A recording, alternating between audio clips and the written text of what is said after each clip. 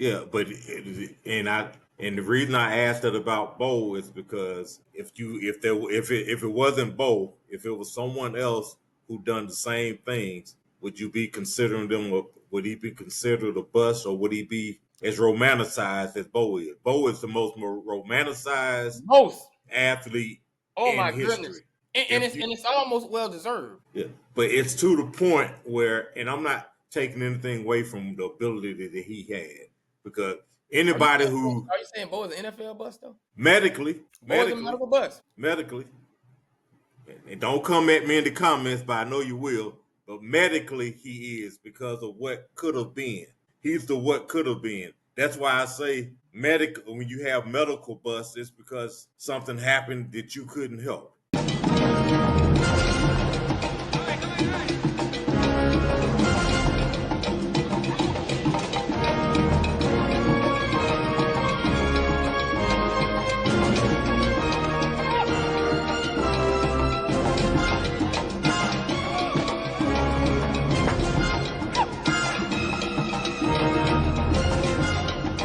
And remember, ladies, for all of your comfort and round the house wear, lingerie, comfy clothes, make sure you visit quickvisits.com. That's QUICVISITS.com. For all of your lounge wear, lingerie wear, sport wear, workout wear, athletic wear, make sure you go to quickvisits.com. They'll be there for you, and you'll love that I tell you. Welcome, everyone, to not just another sports show that's also so affectionately known as Nojass, Nojass. I am your host, moderator. What do you call my man? Master Jack of all ceremony. trades. Master ceremony. I was trying to think of a man at the circus. The ringmaster. The ringmaster. All that stuff. Ringmaster. Katie, and you've already heard his voice helping me out with my terminology. My main man, Tank. Tell the people how you doing, Tank. What's going on, people? How y'all feeling? Y'all ready for another great show? We ready to rock and roll. Been a minute, been a while, but let me tell you something. Before I get to telling you something, we want everyone to make sure you follow us on YouTube and subscribe, share, like, comment at Nojass Show, NOJASSSOW. It's also the same thing on TikTok. It's also the same thing, Nojass Show, on our Facebook page. And Twitter, X, same thing. But on Instagram, it is NOJ.A.S.S show. Shout out to all our sponsors. You know who you are. Thank you to all of our followers. Thank you to all who comments. Thank you to all who join us as we enter into the final quarter of not having any football. And I say that to say this. I'm a Florida guy. State of Florida. It's just who I am. To my right is the state of Georgia guy. We're not SEC people, but we're in that belt. It's football. So college or pro.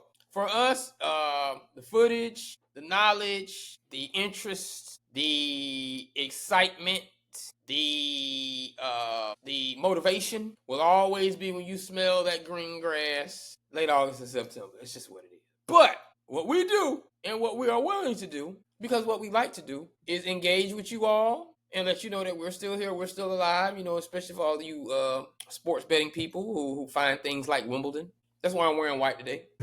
Find things like Wimbledon to enjoy and all those things. So without further ado, Tank, anything you want to say right quick before we get started? Hey, I'm ready to rock and roll, baby. Ready to rock and roll. We are ready to rock and roll.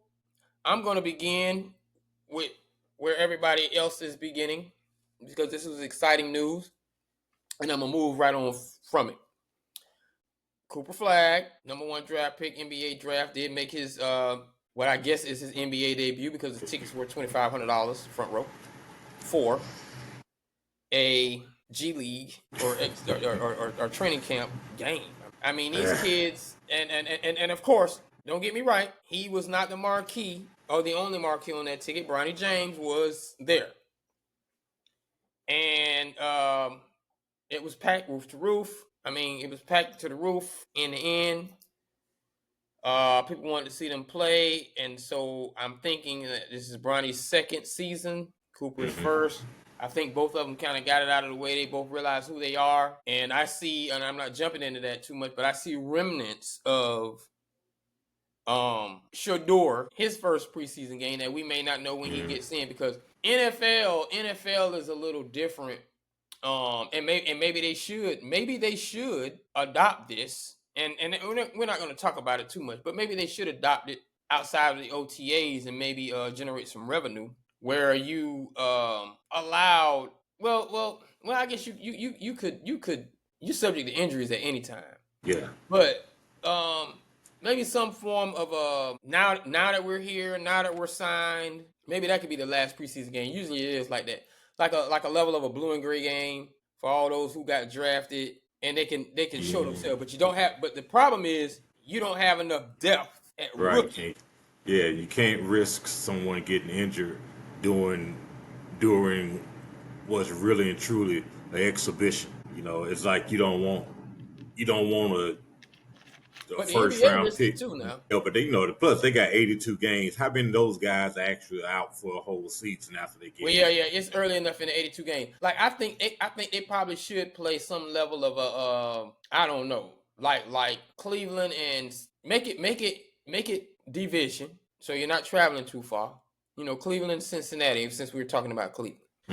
Cleveland and Cincinnati meet up, and I mean, these are still young birds, and you know, it's kind of like spring football. So you know, those are the things that happen, and but my whole motivation behind it is, damn, I want to watch some football. I don't care what it look like, and you know what I mean, like that's really what it is. Yeah. That's really what it is. Yeah, And but we don't want to risk injuries to anybody. And then, you know, of course, they'll start holding guys out, or hey, you get 2 snaps. You know, you can't. It's not like it's going to be dictated where, hey, these rookies have to play a whole. They have to play a quarter. They have to play a half, or they have to play the whole game.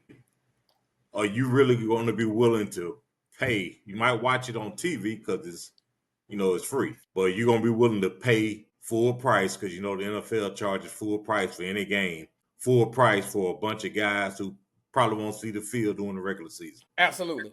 If you got a marquee draft pick, you can definitely build him up. You play one quarter. Or a 7-minute drill, and all the games are on NFL Network. And you okay, all red zone scrimmage, 20 in or 15. Okay, now we going to now we're going into basically playing the college overtime game. Yeah, 15. Let's rock and roll. Oh, he's pretty decent. He's this, he's that. The problem is, I think the arena environment will give you more of the element of an actual game than the stadium environment, because it's just too hard to fill up a stadium. It's just too hard to fill up a stadium in the off season. It would have to be some sort of fanfare, and you probably have to let the fans in. The majority of the fans, like 30%, 20% of the seating that's below is paid seating if you want it. And then the other 80% is first come, first serve free. You know, just if you want to give it that element. But you know, that was just me, just trying to figure out how to finesse me some football in this off season. We got you. You know, that's all it is. Now, if anyone listens to this and I see this in the next 2 years, I need my money. I need my royalties. I need it, because I'm telling you, man, the NFL, and I've always said this, the NFL kills mosquitoes with an axe. They saw that. Sure they saw that. Yeah. They saw those $2,500 tickets. They saw it. Yeah. They saw it. They're not playing with it. They saw it. Now, moving right along, in these off-season talks, not off-season in a sense, but, you know, off-season type discussion. Tank brought up a point about bus. And that's a great segue, because Tank has You know what? I'm telling y'all like that. I've noticed this, man, and maybe I need to be a little bit more caring. But you know, Tank is like a father. Like he's the godfather of all the players, like of all sports. You don't want to. You'll hear Tank say things like you just don't want to see the players get injured. I just feel like they're horses. You know they do the horses when they can't run anymore. They pay them guaranteed contracts. They have insurance policies at Lords in London. But nevertheless, the question is, what do you consider a bust? And this could be across any sports genre, NBA, NFL, and our app. If injuries curtail or unsuspected injuries, I should say, cut off their careers. Like, I guess what makes a bust? Would that be a question too? You know, what is the criteria for Yeah. considering someone a bust? Because a lot of it is personal.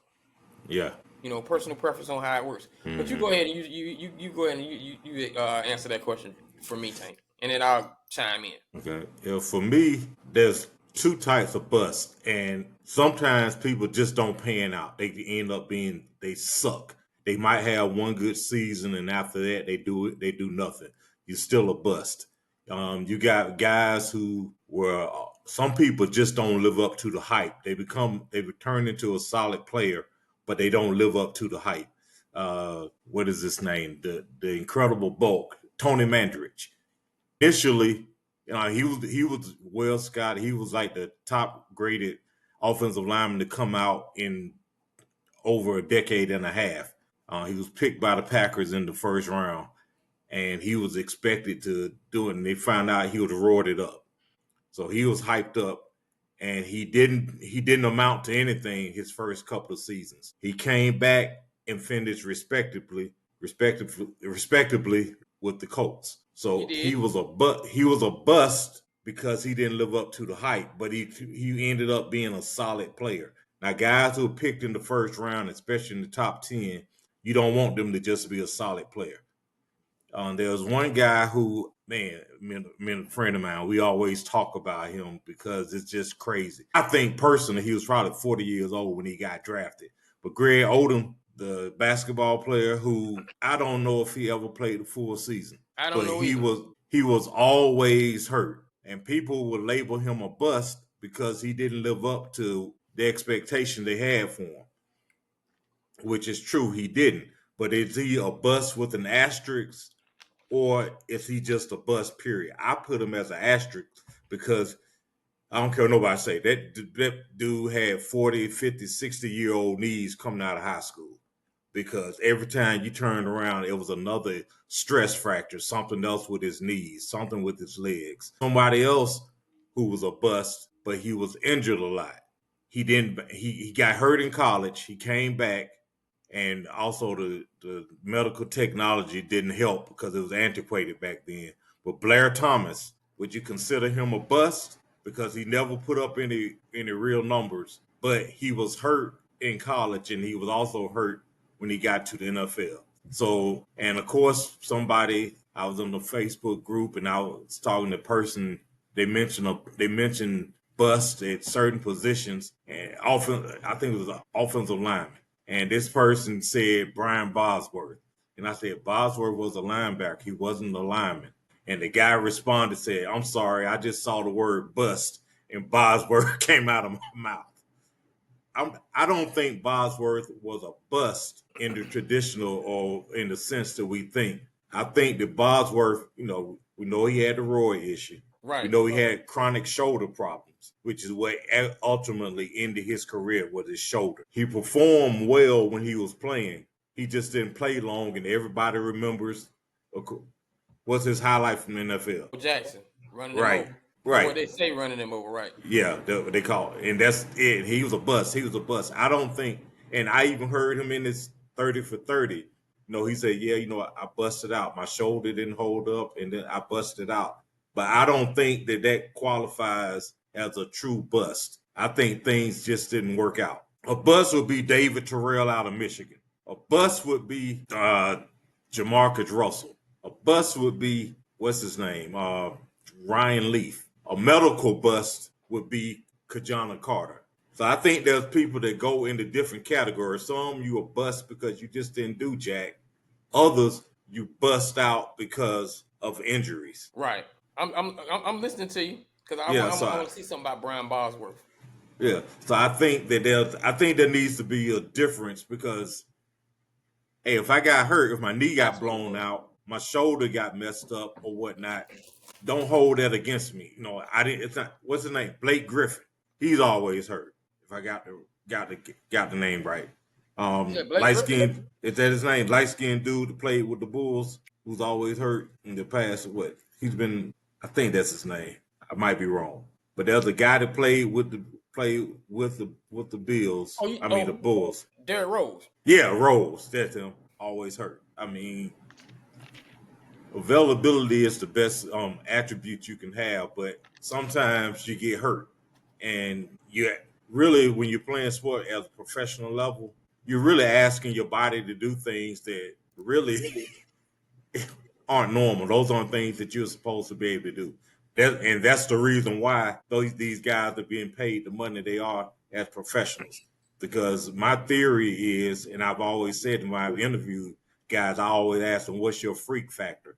Because guys that play professional sports, especially the ones that excel at it, they're freaks. It might be their size, it might be their speed, it might be their hand-eye coordination. It could be anything. There's at least one thing about them that's freakish that allows them to do what it is they do at such a high level. So I mean, you are asking people. Even since we're talking about injuries, durability. Yes. Even though after a certain amount of Yeah. years, you're going to have to do something to help your body. But durability is freakish. Yes. Um, because look at the dynamics of Herschel Walker and Bo Jackson. Mm-hmm. People who live through that, it is very difficult because one was like 83, 84, and then one was Then 86 Bo came right after Herschel. Yeah. right after him. Bo made you Bo was a in the moment Mm-hmm. with with with with with with, with all due respect though, Bo was in the moment. We were in the microwave because 2 years prior, Herschel Walker. Yeah. But when these two were two freakish athletes. The one thing that Bo, and I believe what it was Bo got that billing over Herschel was the two sports, and that might have just been media and the 4-2, 4-1-4-2. And I believe Prime had a piece of that himself. Yeah. He got mushed. Yeah, he got a piece in that with his two sport, and football is getting more publicity. And I will say this, another knock on Herschel that a lot of people don't talk about, and I'm going to get back to my point. What Herschel did at Georgia got pushed to the side because he's handling all of his business during the same time frame of us falling in love with Carl Lewis and Jackie Joyner Kersee and all of the Olympic athletes that came in '84 in LA. So he gets drowned out. I believe if Herschel had an 82 or an 85 or an 80, I don't know about 88 because we were still caught up in the Olympics. But Bo didn't have to deal with. We had Olympic heroes covering Herschel, and he got drowned out. Nevertheless, my point with them is Herschel's durability really should be put up there on a pedestal as freakish to go along with Bo's freakish speed, because both of them had country boy strength. Both of them couldn't be stopped. Both of them was just SEC magnificent, dominant. They were just different. And then you saw when they left, those schools had running backs that came along after them, but they were never just really them. They tried Lars Tate and all that stuff. They tried to put names on these people, but it just wasn't the same. So I think Herschel's durability is freakish in its own. Now, I said all that to say, well, that was a lot of points. We at Nojass are about to help because moving forward, this is what's going to put us on the top. This is what's going to put us on the top. We are not about to be sitting out here throwing darts with no criteria. I believe you grew up and I've grown up, but we finna kill it. We finna stop that right now. You've grown up and I've grown up allowing people to say bust. But what's the criteria? What do I expect something of you as a top 10 pick, as a top 15 pick, as a top 5 pick, as a top pick? Because I believe where you're placed in the draft puts you on the bus clock, no matter who you are. Mm-hmm. Right. No matter who you are, that puts you on the bus clock. Because I'm going to say this. No one was going to consider Kobe a bust at the 13th pick. But if Allen Iverson didn't do well, and I think he was like the 5th, 6th pick, 4th, something like that, definitely lottery, there's a problem. So let's start right there. Where are you in the draft where the clock start ticking, where we're looking for you to be, we're definitely looking for you to be great if we drafted you high. But you start getting on the bus clock when you are what? Number 1 or what? Yeah, I think you have to live up to a certain expectation, a reasonable expectation. I mean, like Herschel Walker, you brought him up. Herschel, because of what he did in college, they thought that he was going to live up, and he had a very good career. I wouldn't call Herschel a bust. It's just he couldn't live up to what he did in college. So he was not a bust. Well, Herschel, I didn't never believe Herschel was a bust at all. Yeah, but there are people who have talked about, well, you look played, at everything that he did. He was Dr. J. He went to the New Jersey Generals first, and then hold on. Before we go there, let's get one thing correct. Let's get one thing correct about Herschel Walker.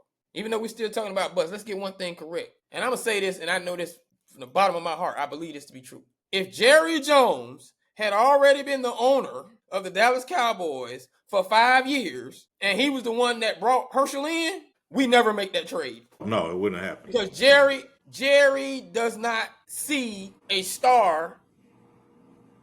He doesn't see the future like that. He will sit on stars for a long time. And I say that to say this. Herschel was not doing bad when we got rid of him. He was at the top of his game. It was a dumb trade. Let's not get it twisted. It was considered, you're getting rid of Herschel? Are you crazy? It looks like we won in hindsight. But in real time, Jimmy Johnson being a rookie coach looked crazy. Let's not get it twisted. Yeah, it was like you couldn't believe it because there was the one star. There was the one star on the team, and you trade him, but they missed out on half of those picks they got from him, but it still worked out for them, and it worked out for the Vikings as far as they got what they thought they needed to get over the hump, which it didn't work. Yeah, but I mean, I think just like Reggie Bush, the hype machine with Reggie Bush coming out of USC compared to what he did in the NFL, you might say he was a bust. You might not. I don't think he was a bust. I think he did what he was capable of doing. He was number 2, number 3. It was Mario Edwards, the defensive end. Mario Edwards went to Houston. Yeah, went to Houston. Do you make Mario a bust? I don't think he was a bust. Mario wound up with 90-something or 100 sacks and he was good, but Buffalo at that time wasn't any good. No. See, that's what I'm saying. We're getting caught up in what the media. Where did Mario? Yeah, I don't think he was a bust. Where did he go? Where did he go to school? He went to, was it North Carolina? That's the problem right now. See, you don't even know. Yeah, you don't North even know. Carolina. But you know Jadeveon Clowney went to South Carolina. Yeah. If Mario came up in, he was one of those, we find out his name after college in the draft. And so he doesn't get the media hype. See, that's another part of the criteria, and that's what I'm getting at. The media hype puts in a level of psychology in you to start saying whether you're a bust or not. He doesn't get the bust moniker, and I'm talking about from a number 1 pick. He doesn't get the bust moniker because no one knew him. So there was no expectation, right? But you got to understand, Mario, guess what? You were picked number 1. So I'm about to throw some names out there for you who probably had what would be the same type career. Any Testaverde, Keyshawn Johnson. We're not going to say they're a bust. Media-wise, did you not expect more from them based on name than you do Mario? Tell me you didn't. Yeah, you Telling you did. didn't expect them. This was the number. Keyshawn 87, Vinny Testaverde, number 1 overall pick. What saves Vinny Testaverde is he did have a 14-year career, and he ended up being the ageless wonder to a degree. So he did have a long career. Nevertheless, he was supposed to bring Tampa Bay to glory. Yeah, I mean, if you think about it, him and it's funny. You look back, you say, "Man, I'm sure some of those fans from way back when was saying, man, what could have been? It was Tampa would have had Vinny, and it would have had both, and it would have had Steve Young on the bench. Well, no, we gave up Steve Young to get the Vinny Testaverde pick. Yeah, they No. would have. No. They He was they still got. there. Yeah, he was still there. They had Vinny, and they also had both. They would have had both. And, Hugh Green would have still been there. Leroy Selman would have still been there. I don't. If they're all there, I'm pretty sure the draft spots change a little bit. Nevertheless, yeah, but I mean, you're right though. When you hear a guy pick from a certain school, especially if he was good, your expectation level is higher. If I tell you Adrian Peterson when he came out of Oklahoma, and you've seen what he done, and because it was Oklahoma, you were expecting more. so hold on. So that's 2 criteria for bus. 2 criteria: where you are in the draft, top 5, top 10, what school you went to, and how much media hype you got. That is what's going to put you on the bus clock. And I didn't mean to cut you off, but I did. 6 draft class. The 1996 NFL draft class and the 1996 NBA draft class are arguably neck and neck as the best draft classes in each of their leagues. Number 1 pick, Keyshawn Johnson. Who's the best wide receiver come out of that class, though? Marvin Harrison. And some people gonna say T.O. But when you talk about first round picks, it's definitely Harrison. Well, I said T.O. is come out of that draft. Come out of that draft. Eric Moses in that draft. Yeah, Eric Moses is somebody whose name isn't brought up, and he had a long career and he's productive. But some people would say, he was a good player. That's what they would say. They wouldn't say he was a bust. They wouldn't say he was great. But hey, he was a solid player. And the thing is, some of these guys, you aren't sure. A lot of people aren't sure what they really were in hindsight until somebody brings up their numbers. Oh, I didn't know he had numbers like that. Oh, I didn't know he did this. I didn't know he did that. Hold on. Guess who else in that 1996 draft? 96. I'm gonna help you. It's on the. Huh? Ray Lewis. Oh, okay, I thought you were talking about receivers. Oh yeah, Jonathan Ogden. Yeah. Of course, you said Marvin Harrison, Brian Dawkins, T.O., Zach Thomas. So my point is, Keyshawn had a Vinny Testaverde type career, and he's nowhere near a bust. He's nowhere near a bust. But his peers in the draft outperformed him being number 1 overall. And if you didn't like him, you could bust him. You can bust him, and somebody will come over the top of your head screaming, Ray Lewis and Jonathan Ogden ended up being Hall of Famers and 2-time Super Bowl winners. Brian Dawkins made a name for himself at safety. Marvin Harrison was smaller than him and still ended up being a... Nothing against you, Key. We're just talking about how easy it is to get on the bus clock. Yeah. The Tampa Bay Buccaneers, and I'm not saying this man was looking for a Super Bowl ring. He might just be one to feed his family. But the Tampa Bay Buccaneers Super Bowl salvaged him. Yeah, it did. Being able to put Super Bowl winner in front of his name, it salvaged him. It really does help him. Because you remember, he was being outperformed by Wayne Corbett.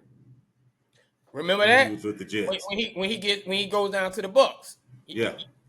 Wayne Corbett was with the Jets, and he was outproducing. Let's never forget that Wayne Corbett and Keyshawn Johnson was the first, I repeat, Randy Moss and Wes Welker situation where you got a top-notch receiver who is being decoyed for the one-on-one guy who can handle the business. Let's not get that twisted. That was Keyshawn and Wayne Corbett first. Let's not get that twisted.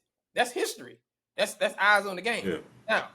Now, but someone can make an argument and weigh that against Keyshawn having a fantastic normal career because 1, 2, 3, 4, 5 Hall of Famers and you the number 1. Yeah, and like you said, it's all it goes into perception and but it goes into the criteria of what we're calling bust and how you come up with it, because you can just throw names out there and say, oh, he was a bust or he wasn't. What am I talking about? Yeah.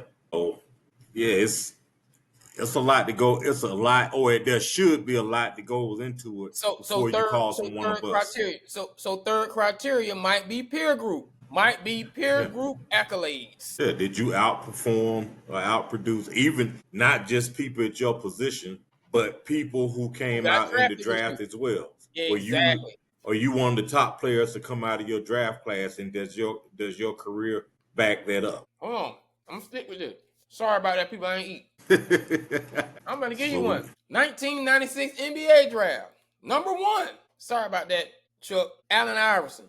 Stephon Marbury, 4th. Sharif Abdul-Rahim. Do you remember him? yeah, because he's from Georgia, I remember. 3rd pick. Guess who was 2nd? Marcus Camby. See, Sharif is one of those, and this is another part of the criteria. What did you do within the time you had?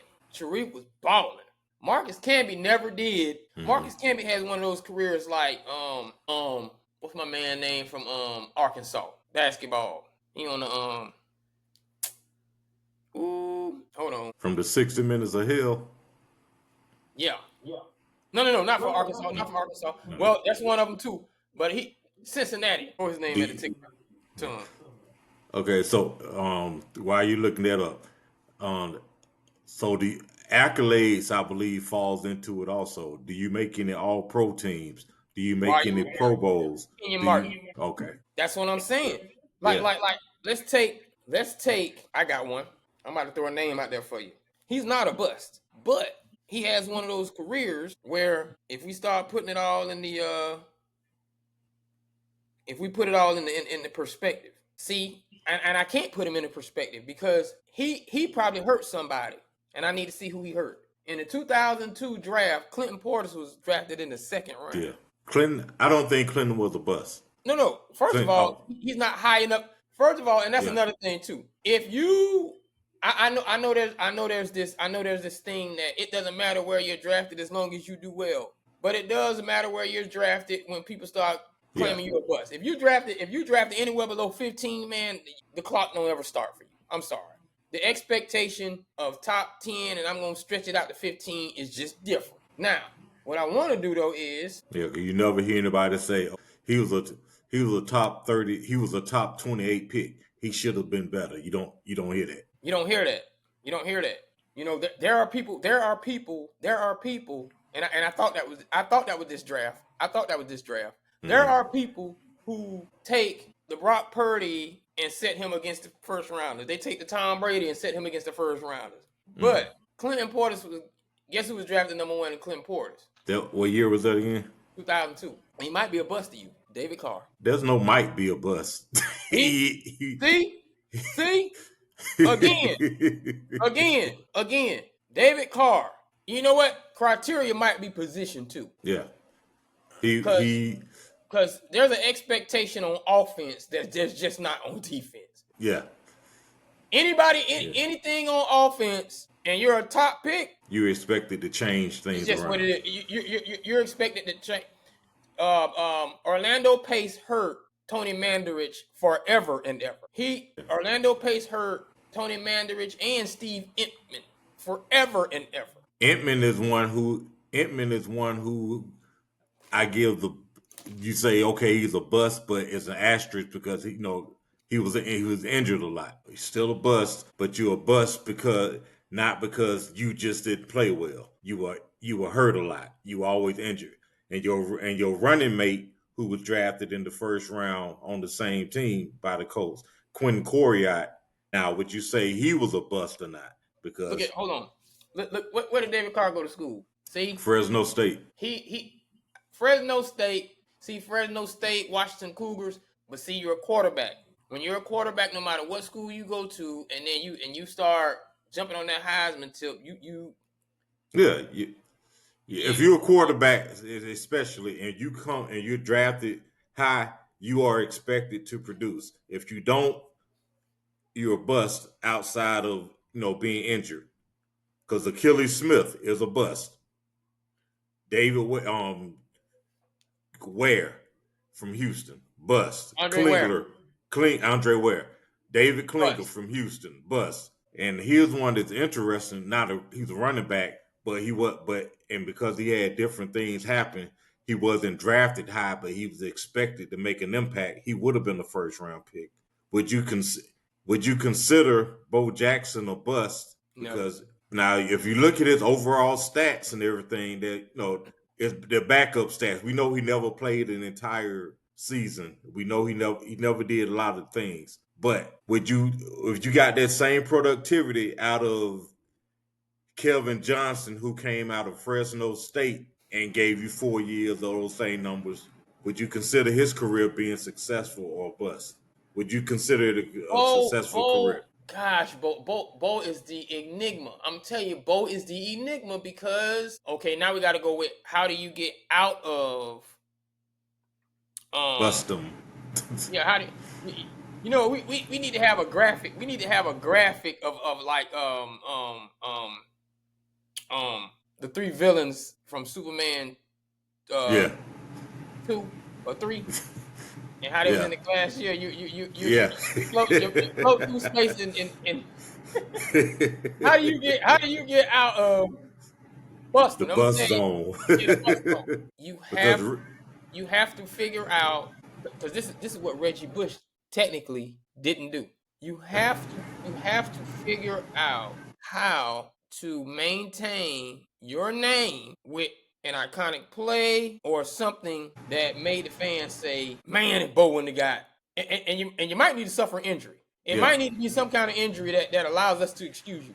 But prior to Bo getting that hip injury, we did see Bo play both sports. Nike gave Bo a campaign that will forever make him one of the greatest athletes ever, and it covers his NFL career. Bo actually started out by telling you, "I'm so good, I don't even want to go to your team, and I'm gonna go play Major League Baseball."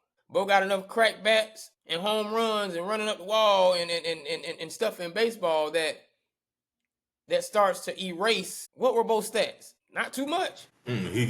Bo had 2394, if I'm not mistaken, for rushing yards. He had like 13 to 14 touchdowns. But in those 13 to 14 touchdowns, he went around the corner and broke. Yeah. He had two 90-yard runs, 90-plus yard runs. Mm-hmm. So you have to see Bo be Bo. Yeah, but and the reason I asked that about Bo is because if it wasn't Bo, if it was someone else who done the same things, would you be considering them? Would he be considered a bust, or would he be as romanticized as Bo is? Bo is the most romanticized athlete Oh in my history. goodness. And it's almost well deserved. Yeah, but it's to the point where, and I'm not taking anything away from the ability that he had, because anybody Are you saying Bo is an NFL bust though? medically, Bo is a medical bust. and don't come at me in the comments, but I know you will. But medically, he is, because of what could have been. He's the what could have been. That's why I say when you have medical busts, it's because something happened that you couldn't help. So it's not one of those things where it's your fault. You didn't know. If Bo wouldn't have gotten hurt, I believe Bo would have been gone down as one of the greatest backs up. Bo, you know what? And Bo, here's the thing about Bo. Bo still would have been. Let's say Bo doesn't get hurt. Bo still walks away with Herschel Walker numbers at most because of how he played. Yeah. He's going to end up retiring from football and still play baseball. So Bo never would have been ranked. He never would have been. Bo never would have got a single season rushing title. He would have had, by the end of his career, would have had some numbers that you said, man, I didn't realize he had numbers like that, combined numbers and things of that nature. So Herschel's combined numbers are like, oh man, he's in top 10. He's in top 10. Yeah. But I think you go ahead. So when I say bust with Bo, it's not poo-pooing on what he did or nothing. I'm not denying anything about him.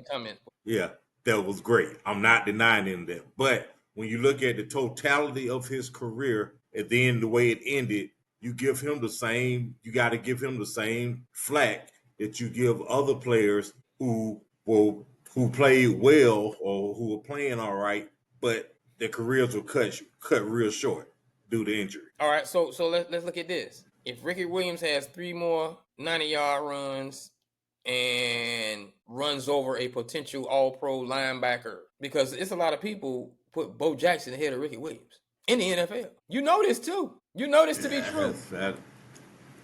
It's put him ahead of him. I think that's talking about physical ability. I don't think, as far as being just a better back, but we've seen Ricky put up 1,800 yards. We've seen Ricky give people the business for double-digit touchdowns. He ain't giving the business. We've seen Ricky put up 10,000 yards rushing. So it's not like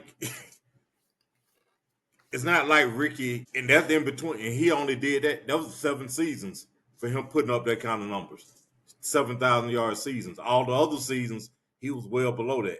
So, I mean, I don't think that... Is he a bust of what you gave up for him? He's a bust in New Orleans, but his totality of his career... Totality, when you get to Miami, you start changing. Now, yeah. I want to go back to the criteria of your peers. I'm going to go back to David Carr in 2002. Because he in trouble, boy.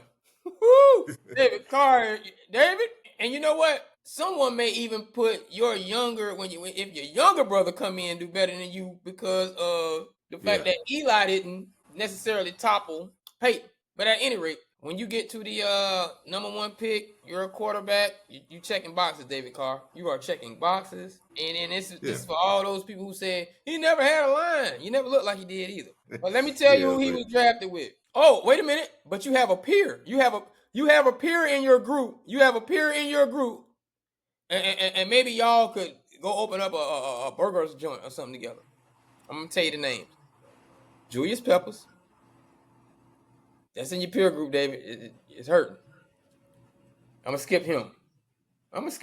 Quentin Jammer. We expected some things out of Quentin Jammer.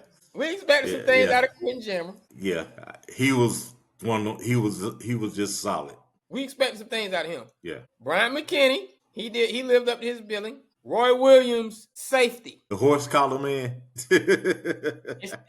That's why he is known. That's the only thing. That's the only thing he's known for. And the fact that the man of the same name who played on the same team was just as terrible. Hold on. Dwight Freeney, the Shapiro Group, Jeremy Shockey, Dante Stallworth. Now those are 2 guys who were good players. I wouldn't call them bust. Oh no. Not bust. They were solid players. They're kind of hurting his peer. Hold on. I got it ain't over yet because you said that one too early. Albert Hainsworth. How can you bust first as a first-round draft pick and then bust again as a free agent with the hugest contract ever? A double bust. How can you double bust? Okay, let me tell you one. You remember Javon Walker? Yeah. Javon had like 2 seasons that were like amazing. He's a bust. Well, criteria-wise, no, because he had 20. He first round, but he had 20. Let's just say he fell short of expectations. And you can look at him a little bit and say something because Ed Reed in there. Ed Reed, that hurts. Lito Shepherd is kind of... He was solid. He was decent. See, here's the thing. Lito Shepherd was arguably the best corner in that draft because you got high cost names like Mike Rumpf, bust. Philip Buchanan, bust. Went to the wrong team. You see what I'm saying? Philip, boy, you up there at 17. You just kind of made it out of there a little bit. This that man, Quentin Jammer, like they gave cornerbacks in that draft way too much credit because all of them got picked. Yeah. For Ed Reed. And anyway, here's the name. If they need to go open up a bar. Okay. David Carr and Joey Harrington. This might be the only podcast in the past, however long podcasts have been out, where Joey Harrington's name gets mentioned. Joey Heisman. Thank you. And then David Carr comes out of nowhere and gets the number 1 pick. So now Harrington was what round? Was what pick? 3. 3. Okay. So that's two busts. That's 2 because he fit. He's Oregon, right? He Yep. definitely he fits the criteria. All these peers behind you, you are. Yeah, so I mean, if you fit the criteria, especially if you aren't injured, you know. And I know then there's some people who are like, well, at least they made it to the league. Did you make it to the league? We aren't talking about ability and taking away from the fact that you made it to the league. We're talking about what happened once you got to the league. Neither one of us is denying or talk or saying that a person doesn't have ability and wasn't good enough to get there. It's just so you're good enough to get there and produce at a high level. Right. So at any rate, top 15 draft pick, college hype, Mm-hmm. and I think accolades. accolades. That puts you on the bus clock. That puts you officially on On the the good clock. bus clock. Now, moving right along, we had a situation. I think we had two situations because it was an Aaron Rodgers situation and there was another one. But I know the Aaron Rodgers situation was the fan wanted an autograph, Yeah. and we already know his attitude towards things. But just to ask, he refused to sign the ticket and the ticket stub from the game, and a ticket stub from his rookie season. So Rookie season it was already against authentic. a game against the Saints. Yeah. What it was like he's been playing so many years. It was supposed to be a highlighted moment for him. Oh, you went back that far? But it wasn't.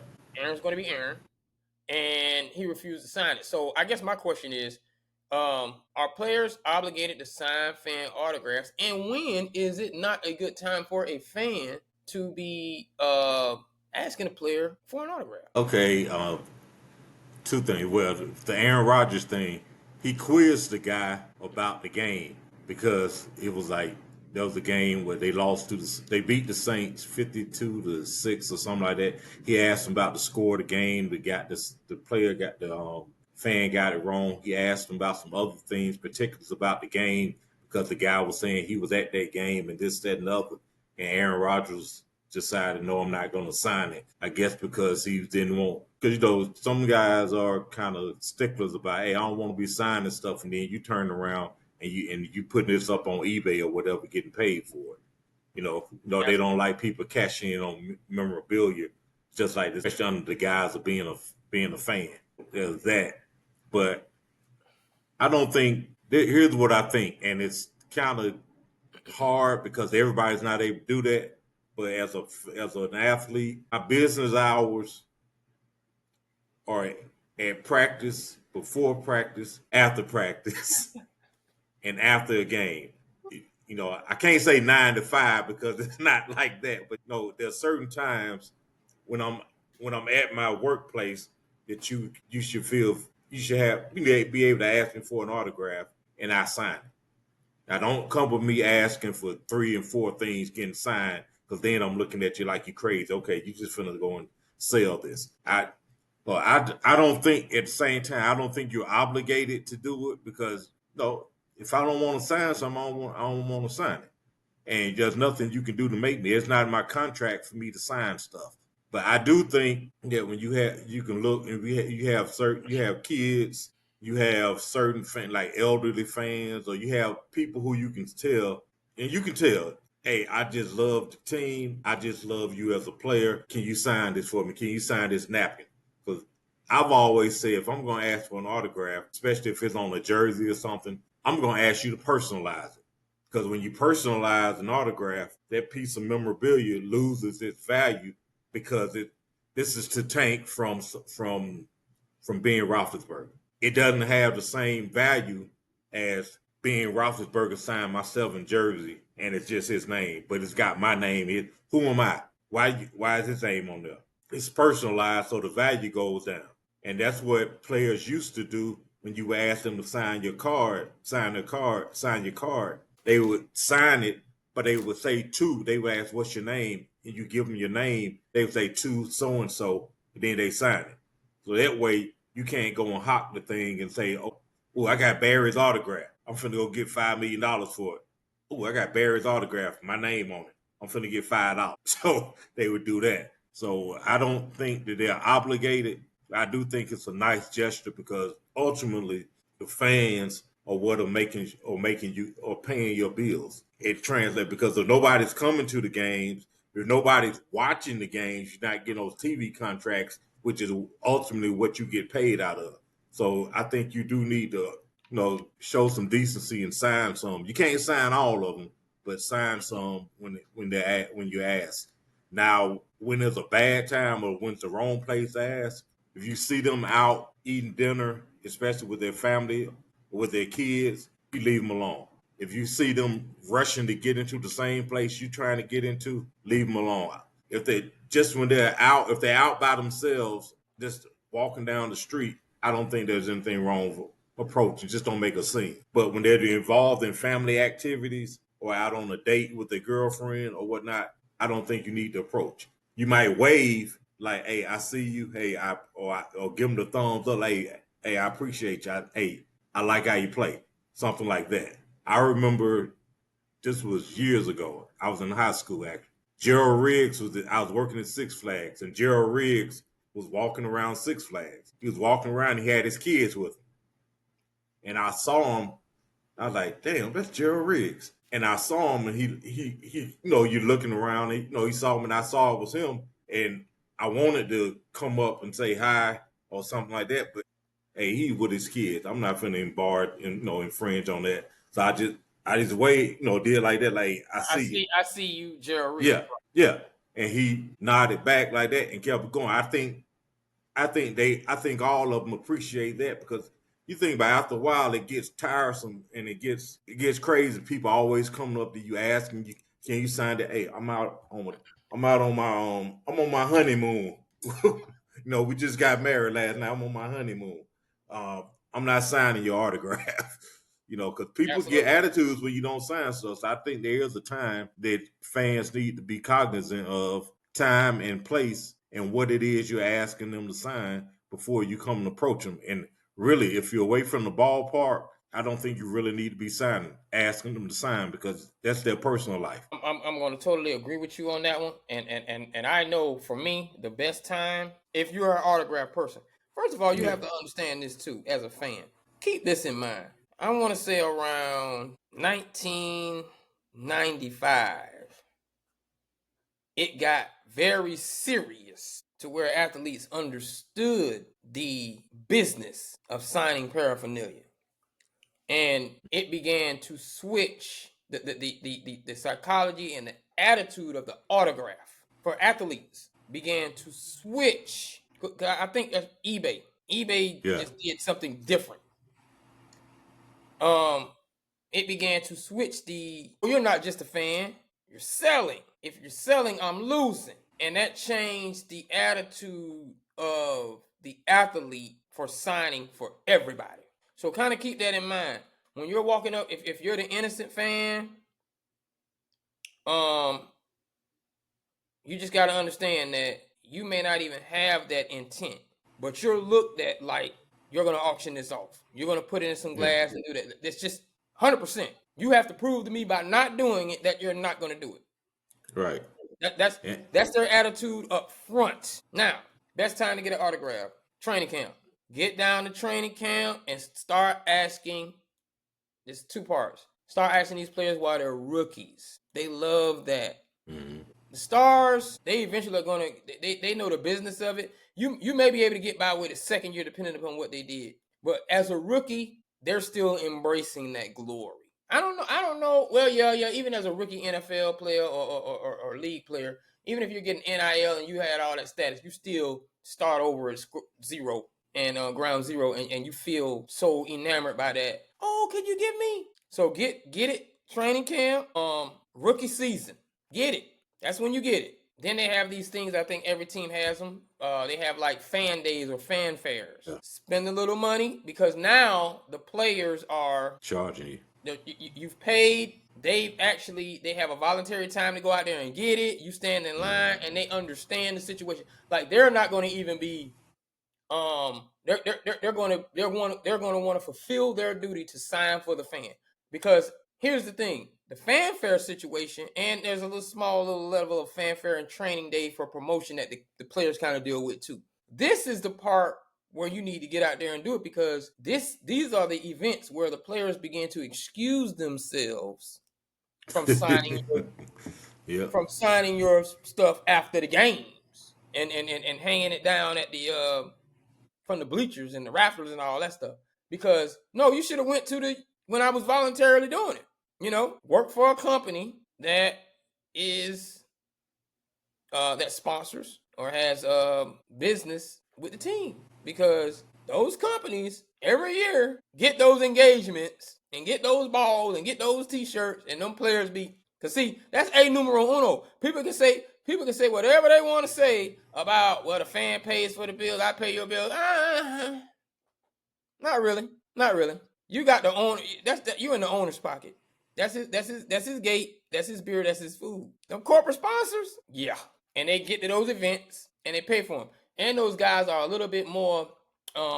They're a little bit more open at those events because you're young. You're talking to business-minded people. You know you're not going to play football forever. How can I interview with you now? How can I talk to you now about stocks? How can I interview with you now about being working for you? A lot of these players that make league minimum always volunteer to go at these things because it's a networking event for them. So finesse your way into that.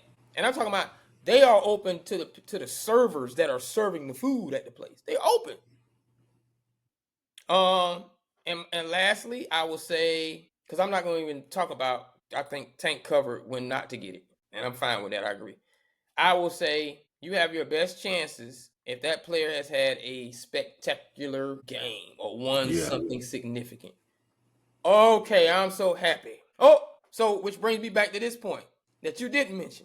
Stop asking the player for an autograph when they done lost a big one or something. Leave it alone. Let that go. Right. Like, come on. Wins, I might stay out here another 15, 20 minutes. I might meet you after I'm good. Even on the street that week, you might be all right. I don't suggest doing it, but I'm just saying he's happy.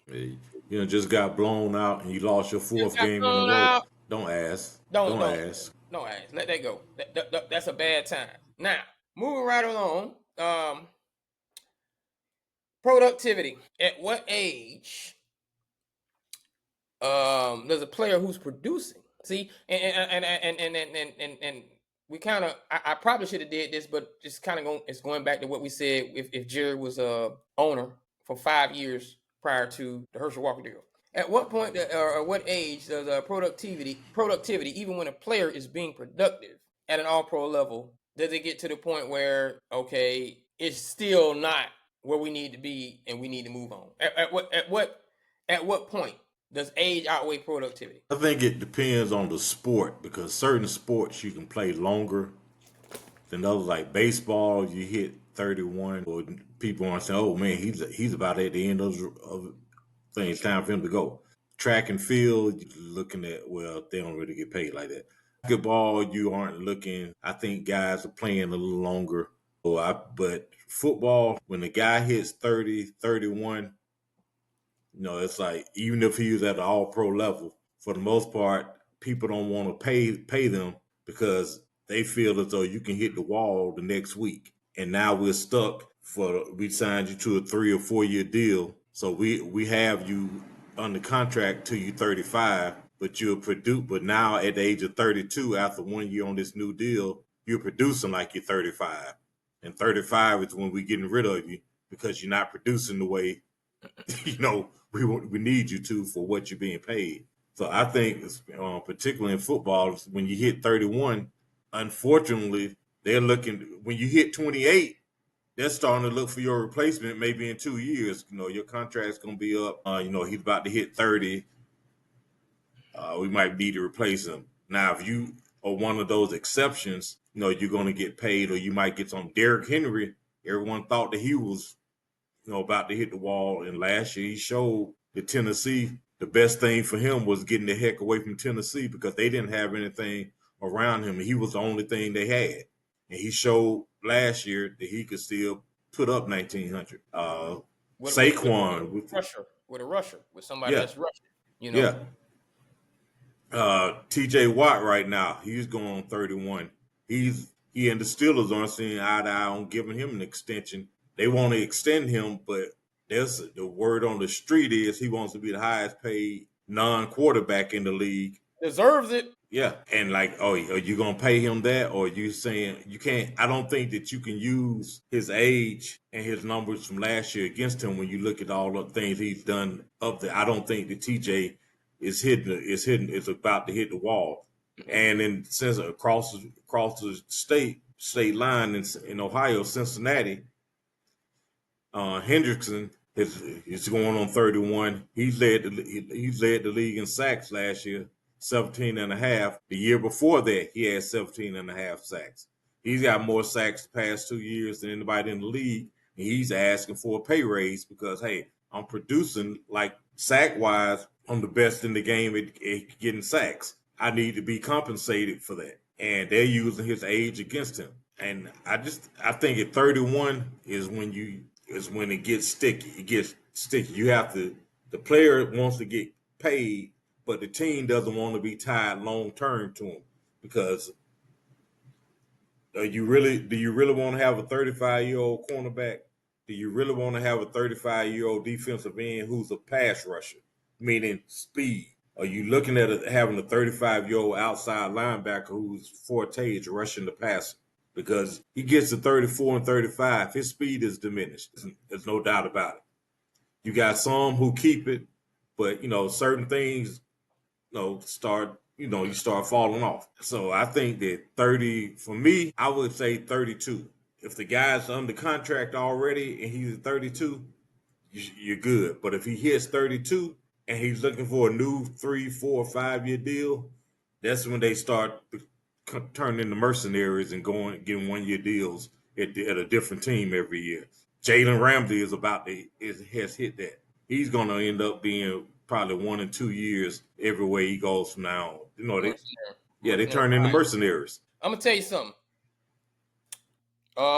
They turn into mercenaries. A lot of them turn into mercenaries based on the same thing that they got drafted. The hype, but the numbers kind of give them that hype, But there's still a lot of people who kind of look at the game and they dissect the game and they say, hey, this is what it is.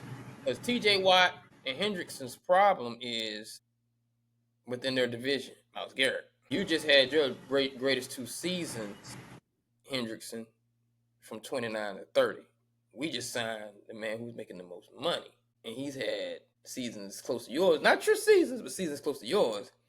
And if it's consistent with what you did, we're going to get 2 more seasons under a big contract because he's only 29.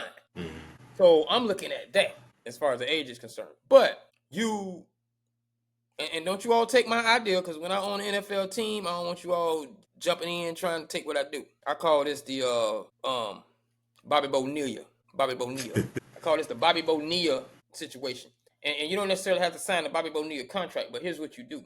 If I had a Ted Hendrickson, if I had a JJ Watt, if I had a TJ Watt at 31, you got to find that cutoff age, or you kind of got to know where they are with that cutoff age, and you kind of have to look at their usage, because sometimes age and usage is 2 different things. And also not just Bobby Bonilla, I'm going to say Udonis Haslem.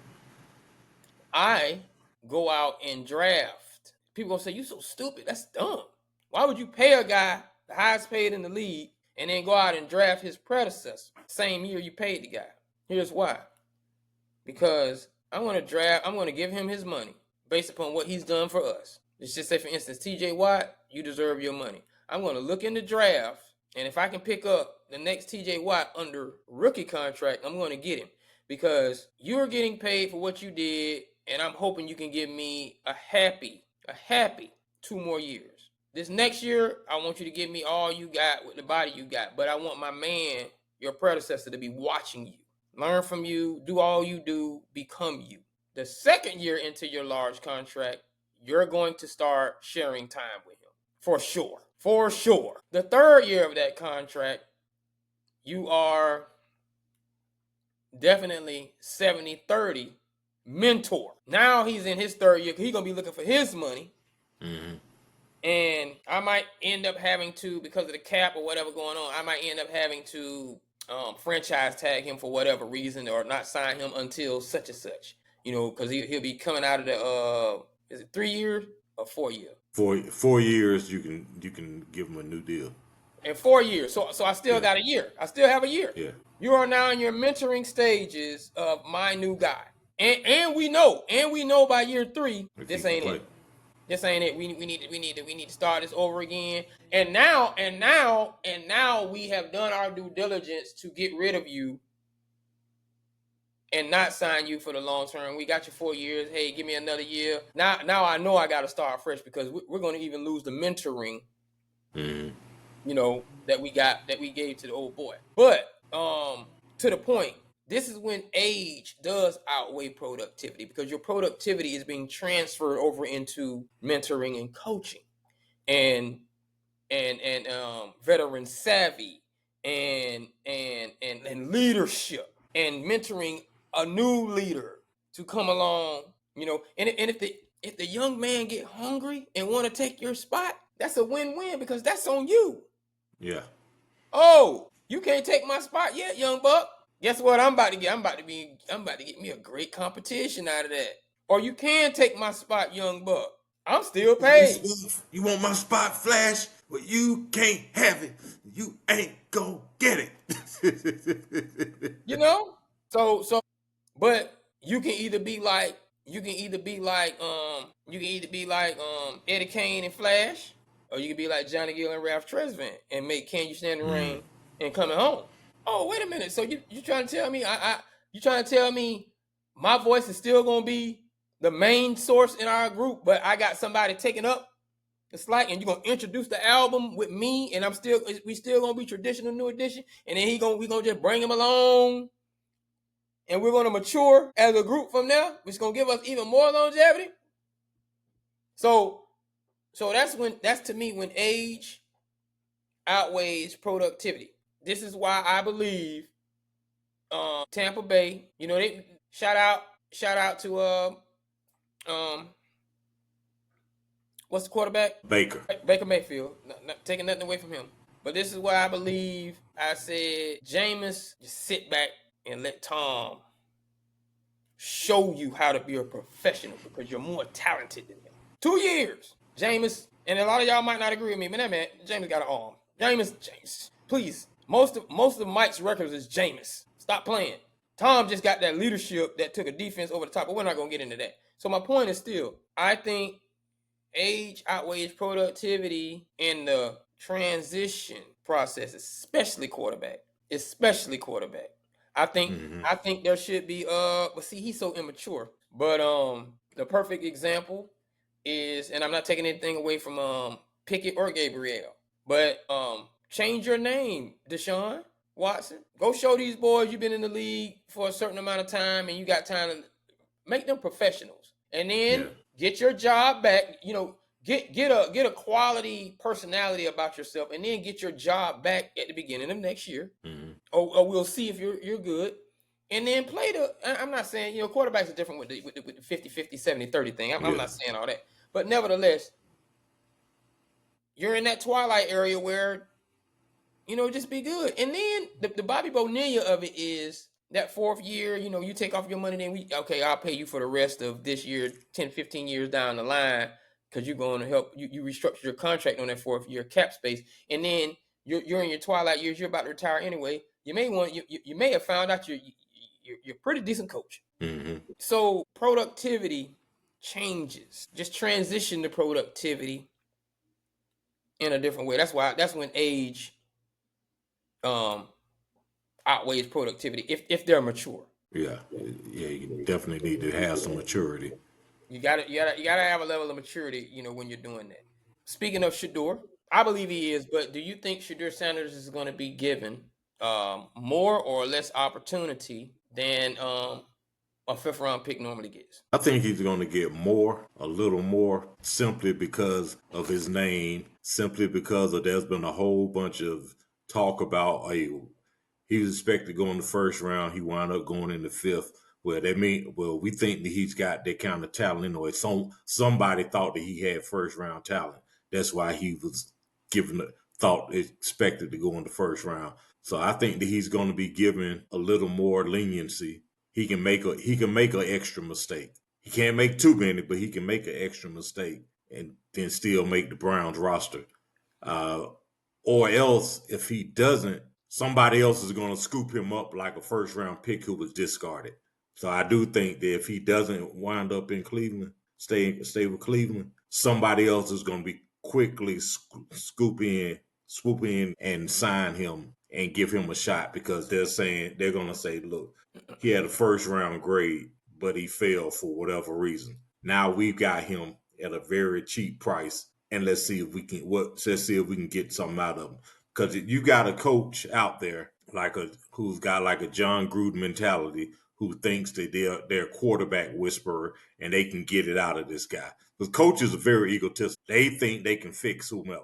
If they got a reputation for a certain position or doing certain things, they think they can get it out of anybody. So I think that even if he's not a Cleveland Brown this year, come opening day, he's going to get picked up by somebody else and he's going to get a shot. So in that aspect, I think he is going to get more chances than your average fifth rounder. Yeah, even though this one particular coach does like to groom his own people, and I think the ownership when you get to the NFL still outweighs the what the coaches want. A lot of people outside of Dallas are just as loud as Jerry. It's just not polarized like Jerry, but they're just as loud and just as bossy. Let's not get it twisted. So I do believe that, let's just say for instance, I do believe that there's a situation where Sheudor is always going to have a job in Los Angeles with the Chargers, the Las Vegas Raiders, the Tampa Bay Buccaneers. I don't think he's going to New York. Arizona, Seattle. And what I mean by that is there are a lot of revenue generated teams that would take on that challenge, even though they didn't take it on in the draft. They would take on that challenge for their brand. That's first. And it wouldn't be looked at like it was for the brand and revenue because they aren't really solid at quarterback. Your team is still a question. Pittsburgh's still a question. Yeah. Especially after this year. We were in that depressed. We were in that category until we picked up Joe, and I just believe he's a little too young to play with a Sheudor project, but I believe we would jump on that if we didn't have, because of our quarterback situation. Who else got them situations? Jacksonville still got a situation. Yeah. If he can't stay healthy, Miami would be a spot. Miami is a situation. So he's all over the league. He's all over the league with chances. What will mess him up is a team like Cleveland would forget he's a 5th round pick and look at the revenue he produces and try to get too much for him. Like somebody be like, he 5th round. Why are you trying to get this and $3 million on? No. They would get greedy in that aspect and not want to give them young man up. So that's where he might fall into that situation. But other than that, I think he's going to get more chances now to the chances with Cleveland. That's a lot of balls to go around. Everybody's always saying that. Don't let them let you off the field. Right. And what I mean by that is all of them: Kenny Pickett, Dillon Gabriel, Sheudor, Flacco, Watson. When you get back in there, when you drive. When you drive, get 6. When you drive, get inside the 10, not the 20. Don't let them get you off the field because y'all have quarterback roulette going on around there, and it's an excuse to say, okay, we'll put you in this drive. But I'm getting warm. No. Warmth is a hot TD. So when you get in there, don't let them take you off the field because you get a TD. That's when you're messing with the psychology of the fans. And the fans now like, hold on, now wait a minute. Now I know, he didn't just score a TD, and now you putting in Sheudor. They'll do it. The fans will dictate football. If Dillon Gabriel go down there and do an 8-play drive and score a TD, guess who we want to see in the next series? Dillon Gabriel. He get down there and he sputter. Man, put it in Sheudor. And Sheudor do the same thing. What is it? If Kenny Pickett go down there and do a 9 drive from the 20, 80 yard, I don't even know we need a record for it. The fans will dictate that. So, like I'm saying, don't let them take you off the field. That's how you do that. Anybody winning the job, don't let them take you off the field. Dak Prescott is making major money now because he didn't allow Tony Romo to take him off the field. And he's still riding off of that. He's still riding off that. That's just what it was. He never allowed him to take it off the field. He never had a bad game when Tony Romo back got okay. Don't let him take you off the field. Tom Brady, don't let him take you off the field. Yep. Drew Bledsoe is a far superior talent-wise quarterback than Tom Brady. I'm sorry, he is talent. Yeah. Skill, don't let him take you off the field. You know, just ask Cap. What happened when Willie ask your Cap what happened when Willie got in the game. Yep. My name is Willie. Every time somebody brings up Bledsoe and Brady, I just say Brady needs to be giving Mo Lewis of like $1 million every year for that, because Mo Lewis changed the history of the NFL. Mo Lewis changed the history of the NFL, and Brady needs to give him $1 million every year for that. Mo Lewis. See, I'm gonna tell you, you know who Mo Lewis is? Mo Lewis is Charlie Brown from Leaders of the New School.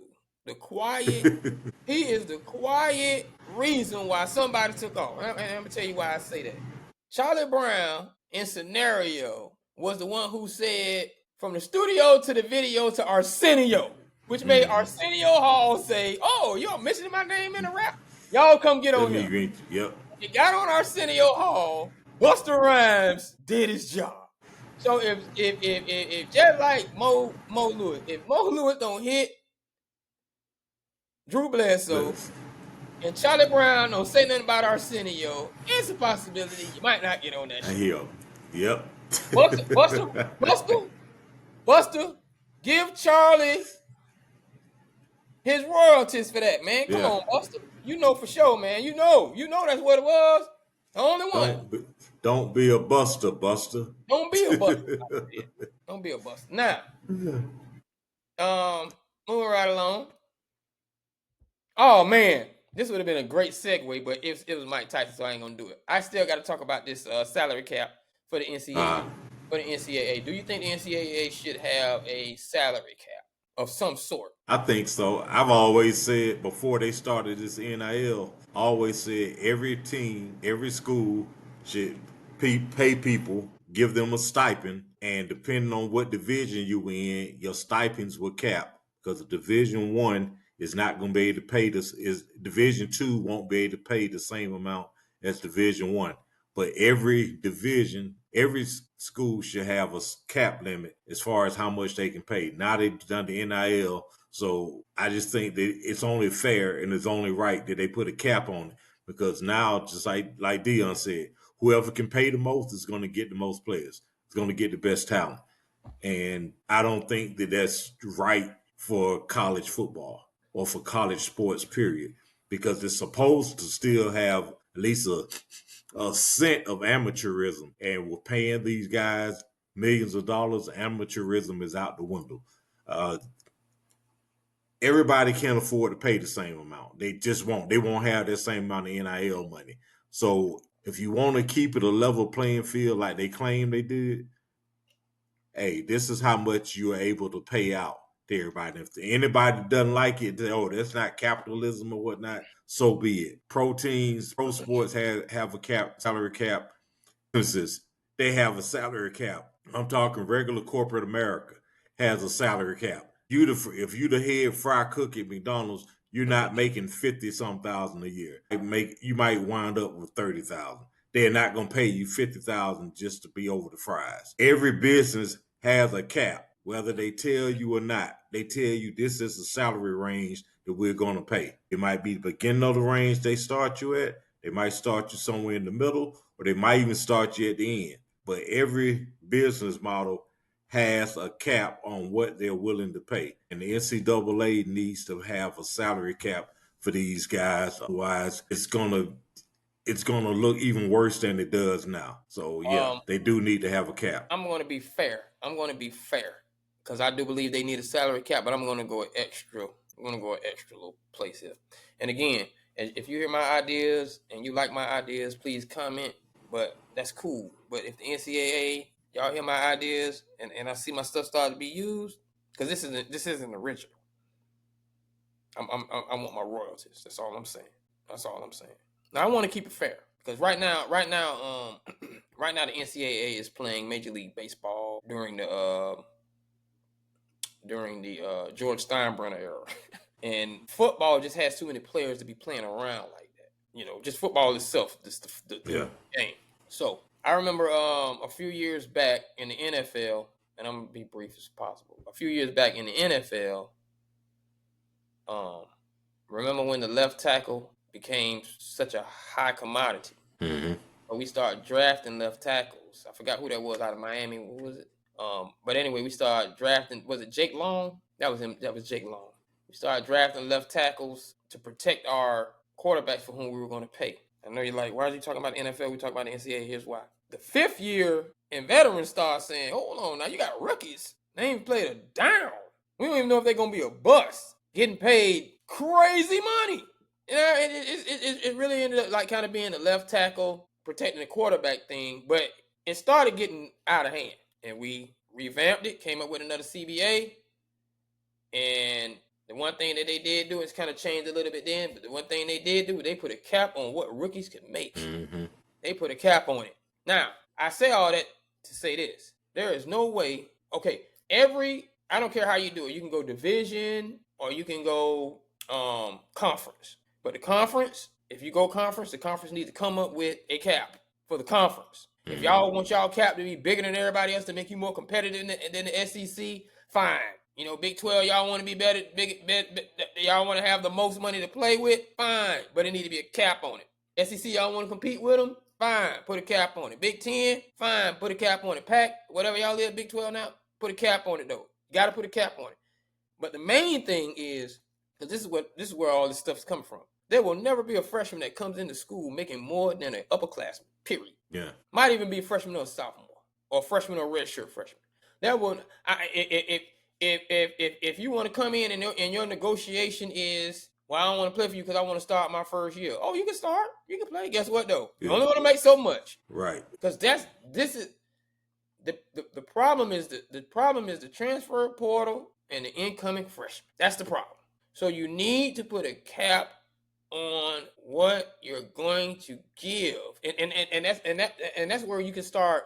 That's where you can start solidifying and identifying what your cap's going to be. Because now I have all of these second year, third year, if they make it to their fourth year freshmen, players, and now we got these, and see that's going to help you stop these extender bunnies who out here like, oh, I can still get paid fifth year, sixth year, and just keep eligibility. You're going to stop all them.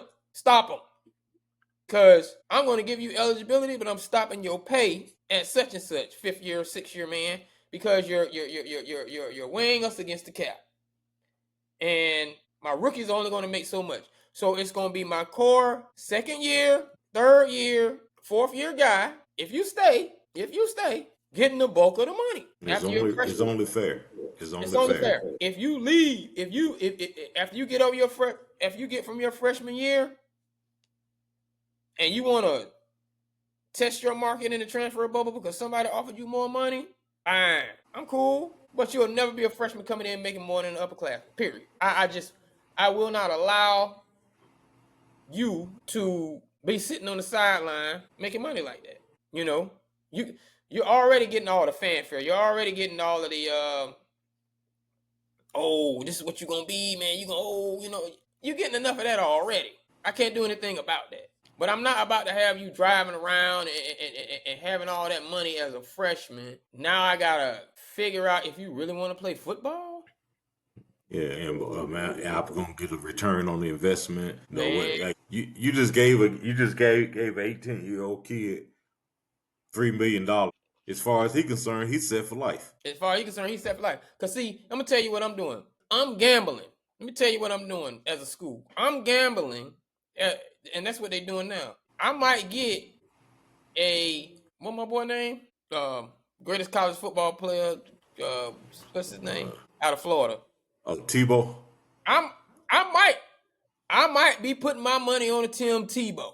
I might, and I'll lock that in. And I feel, looking at Tim Tebow now, I feel comfortable. Okay, I ain't wasting my money. That was a fair risk. Or I might be putting my money on a Dan Kendra. Yeah, exactly. Exactly. So yeah, they definitely need a cap. Period. I mean, Yeah. it only makes good business sense. Only make good business. Only make good business. I'm sorry. I can't be. I don't want to give you more than my. I don't want to give you. I think with the smaller money schools, if you test something like that, that's where you start testing that. Mm-hmm. At the smaller money school.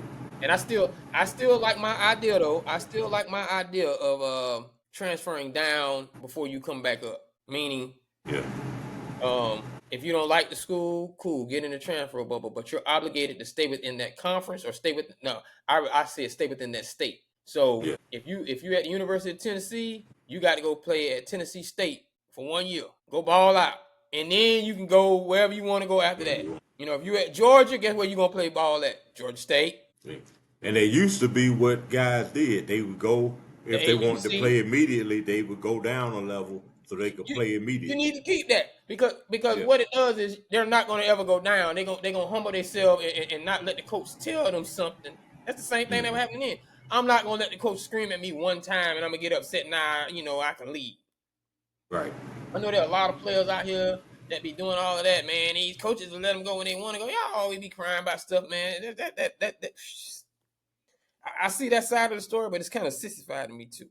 But at any Mm-hmm. rate, moving right along, I have been seeing well, it's been kind of like this little friendly banter going on, and I think they're both in on it because boxing is such a promotion. Shout out to Michael Beasley who's taking on the boxing promotion skill set for the big. He making the one-on-one basketball thing jump off and very interesting. But at any rate, we're back on boxing. Floyd Mayweather Jr. was watching some videos of Roy Jones Jr. get knocked out, and he was putting it on Twitter. And it was after Roy Jones said he don't feel like Sugar Ray Leonard. No, he don't feel like Roy would have beat Sugar Ray Leonard. Yeah. There are a lot of people that grew up in that era. There are a lot of people that remember that fight from 1987. There are a lot of people that remember that fight from 1986. We talking about the Hagler, Hagler. He was Hearns, robbed. Yeah. Roberto Duran, Aaron Pryor. We're talking about some people, and they always put Floyd in that mix. And say, would you have survived? I think Floyd would have survived. I think Floyd would have done something. But nevertheless, Roy Jones was a bad boy. Roy Jones, and I'm gonna say this before because I don't think, and I think Floyd even know better than this. I think Floyd know better than this as a boxer. He's just playing, but he knows. Taking nothing away from Antonio Tarver, taking nothing away from my other dude out of Miami. They knocked him out, but they know Roy went up in that weight. Yeah. Came down too fast, fought too fast, and got caught. He know better than that, than to be giving that man that business like that. But it did make me think about who is the greatest, and are they the greatest because of their mouth, or are they really the greatest because of their skill set? What do you think? I think there are people who are great at self promotion, and they tell you enough that they are as good as they are, as good as they think they are, and as good as they need you to think that they are. They do it enough, and they go out and they have moments or games or whatever where they do produce that way, and they come back and they tell you again, I told you I'm the best, I'm the greatest. And it just gets, you just start to go with it.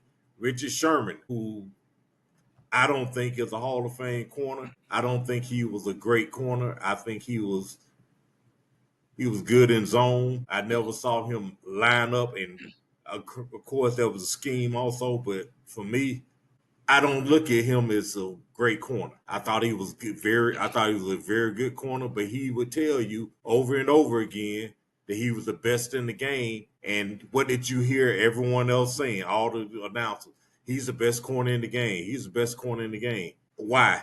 Because he told you week in and week out. And now somebody's going to shoot me or talk about shoot me when I say this, Muhammad Ali after he beat Listen the first time. I must be the greatest. I must be the greatest. And he kept saying that he was the greatest. And of course, he went out and he beat everybody. He had some losses too at later in his career, but because, and I'm not saying that he wasn't the greatest, so don't anybody come for me like that. But when you tell people that you are something and you go out and you do something good or you do something great once or twice, they go for it. They go for it. When you tell somebody Yeah. because I'm gonna tell you something.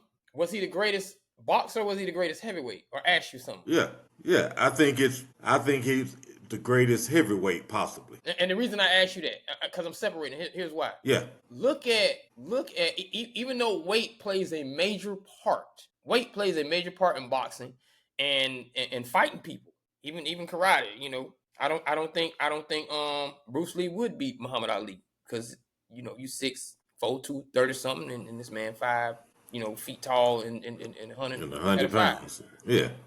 I think the science of human anatomy comes into play with that. However, look at what Muhammad Ali did. Look at what Muhammad Ali did for heavyweight boxing as a whole, which is why I asked that question. When he said he was the greatest, he almost wiped out all classes of boxing. He put me in a sense of, so to be the greatest boxer, you got to be the heavyweight champion. So I started thinking along those lines. Around 1978, I might be 5, 6 some years old. Okay, if you're gonna be the greatest, if you're gonna say you're the greatest, because anyone under you can't be talking GOAT. Yeah. So not only did he make himself, and who knows, he might have just been saying the greatest heavyweight. He might have had a lot of respect for boxing. Yeah.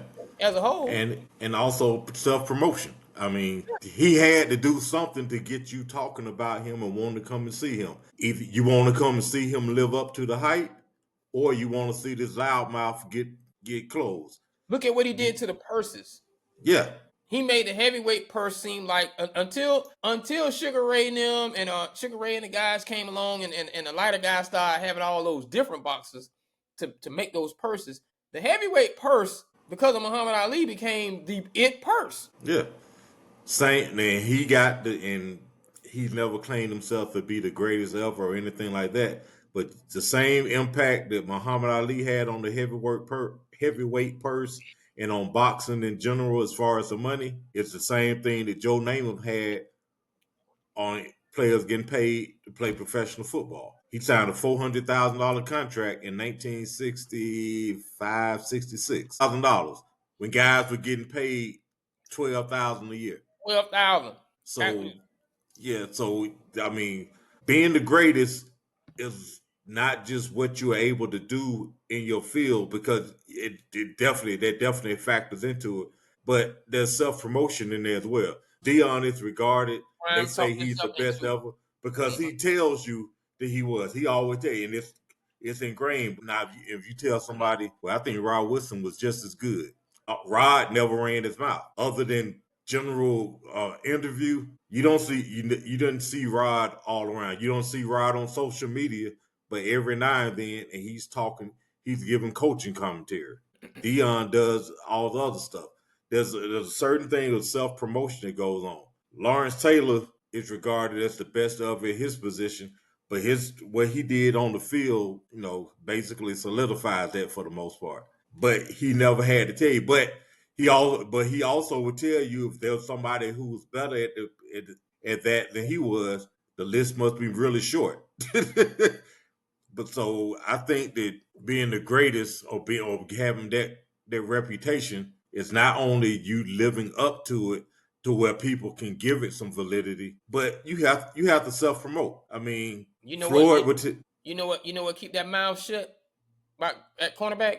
I'm gonna tell you what keep that mouth shut. Was Mel Blount self-promoted? Richard Sherman was running his mouth. Richard Sherman was running his mouth and shouldn't have ran his mouth because he fell into the same category.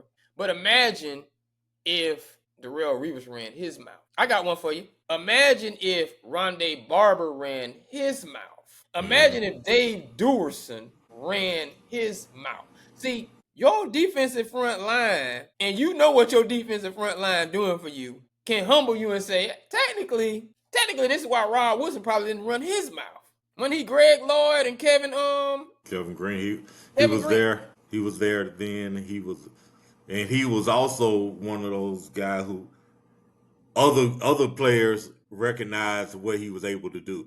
But Dion, his whole persona was, and most people know or should know anyway, the primetime persona came up because when he looked and saw the cornerbacks were the lowest paid players on defense, he created Neon he, in college, yeah, and yeah, that's he what had I'm. it, But you know yeah, what?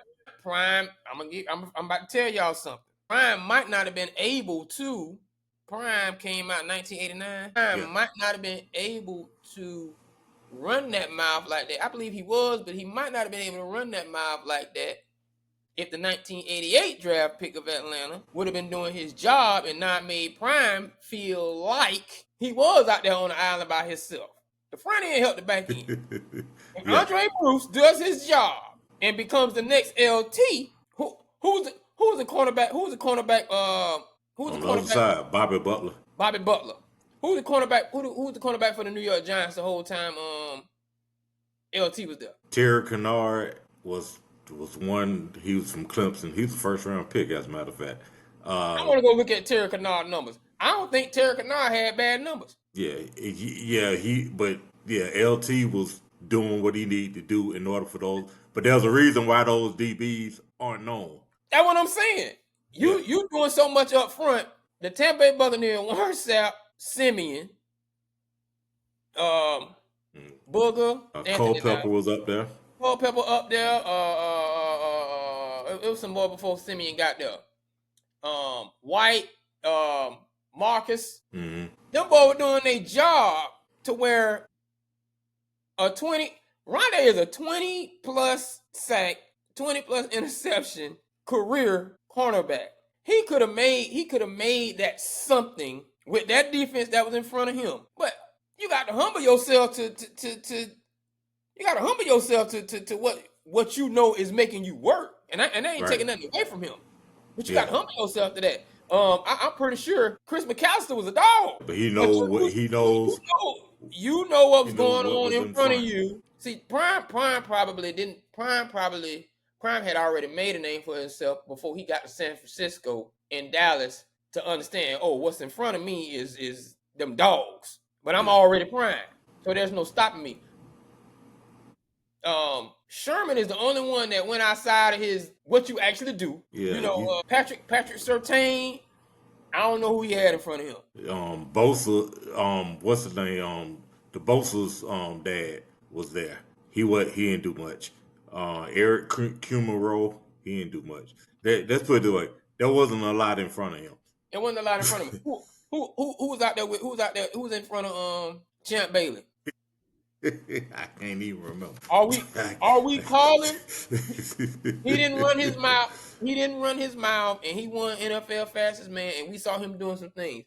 But are we calling Darrell Green's name unless Man and Manley ain't up there handling business? Yeah, again, just like that GOAT stuff. It's subjective. It's very subjective. Yeah, and just like, but most people, a lot of folks, they do call themselves that, and it gets the eye on them and gets you to paying attention. Because you remember, and this is going into rap. LL came up with the GOAT moniker. LL called himself the greatest of all time after on his second album. Yeah, Best Muhammad rapper Ali, alive. Best rapper of all time. said, "I'm the greatest." Yeah. LL said, "I'm the greatest of all time," and then gave it the acronym, which is why we have GOAT. Yeah. Yeah, why we have Nojass. So you know what? I gotta hit refresh moment because you just said something to me. LL Cool J. I'm gonna hit the refresh button right quick.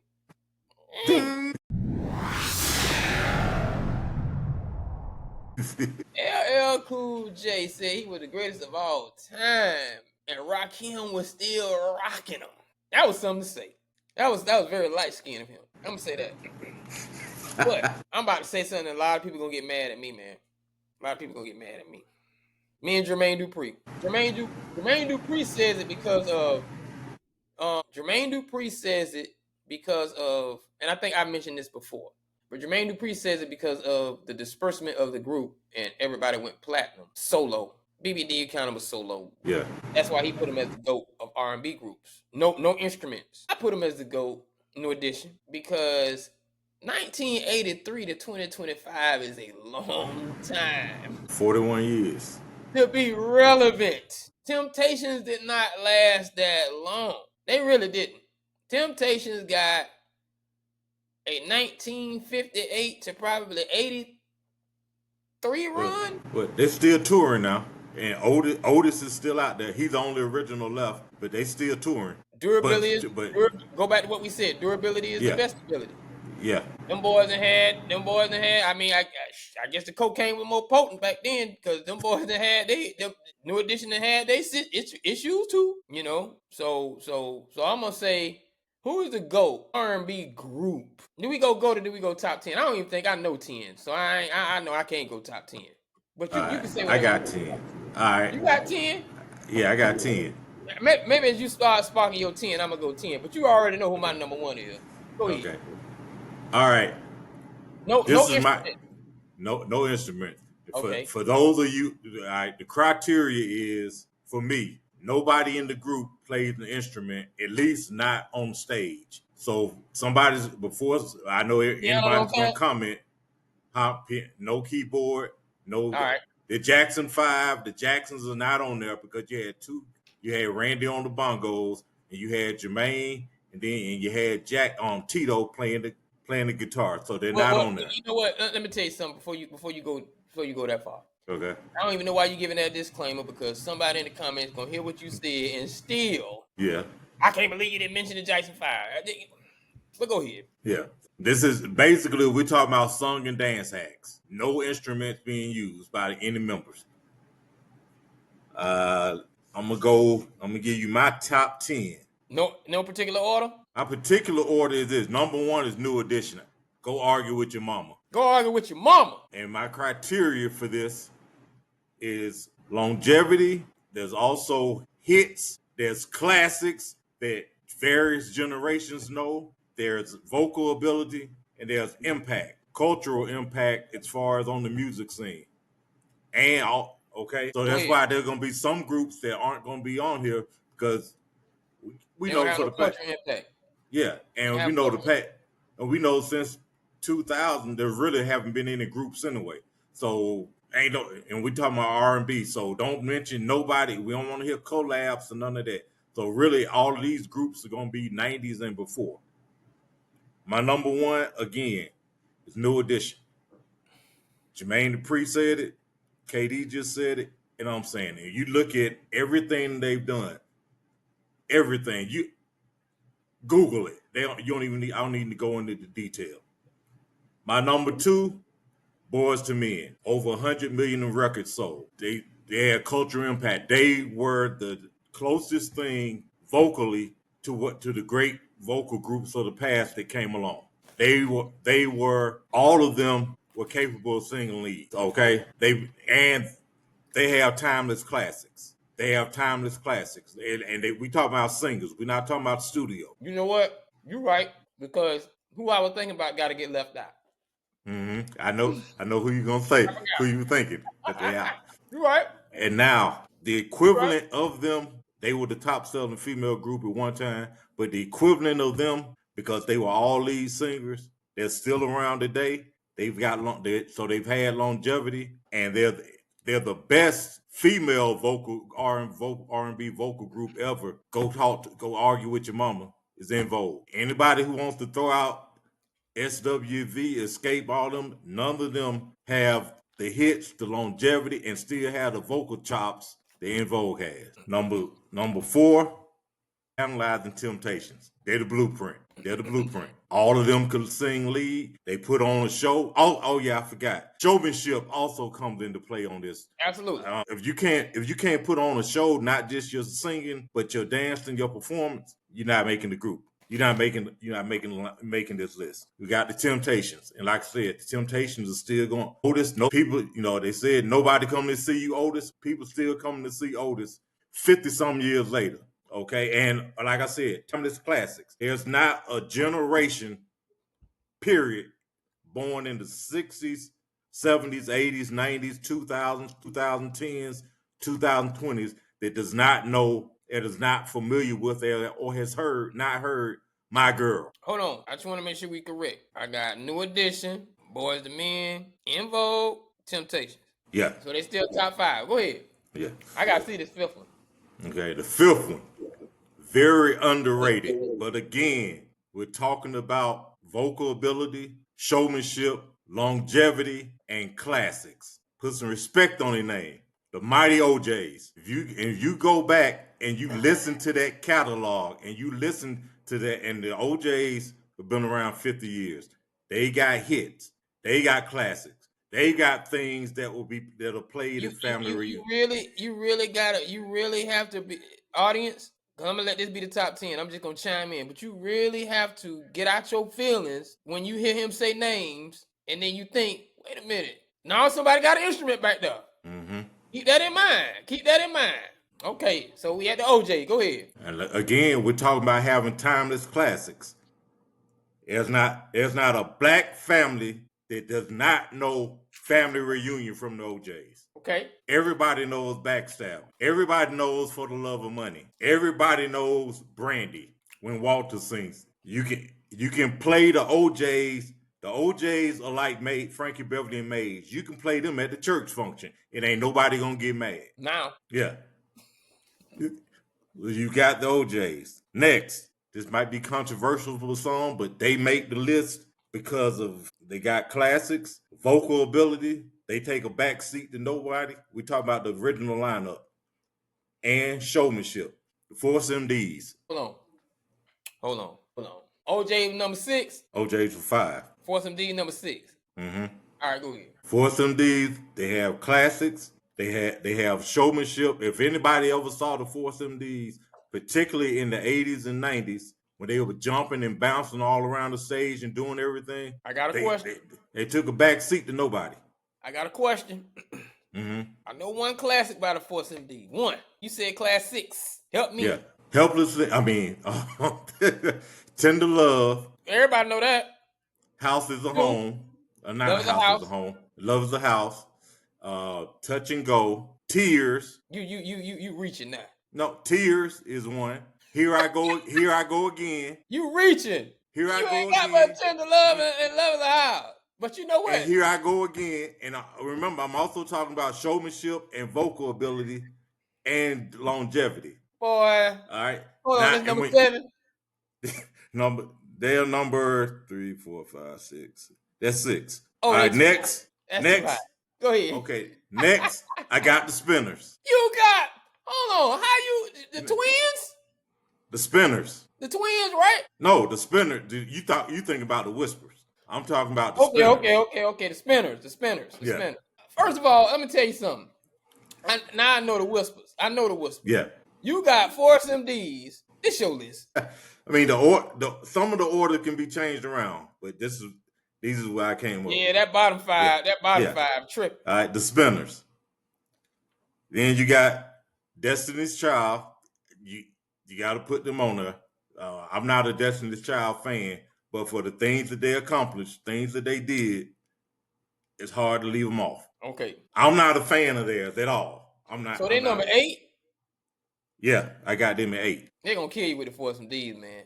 Even though they love Tender Love and again, go ahead. Force MDs, their vocals. They're going to hurt you with the really Spinners, too. They're going to hurt you with the Spinners, too. No, when they go and play when they go to Spotify and they pull up the Spinners' greatest hits, they're gonna be like, "Damn, Sadie, that right there puts them up there." They ain't even, the Spinners ain't got the Whispers, man. Go ahead. I got TLC because the impact that they got. Yeah, vocally TLC ain't up there with the. Yeah, you're right. Vocally. Now that number 8, right? No, that's number 9. Oh Lord. Again, that for them, it's their sales, their cultural impact. They are the female BBD. They're the first female R&B group that actually had a rapper and featured a rapper. They crossed genres, so to speak.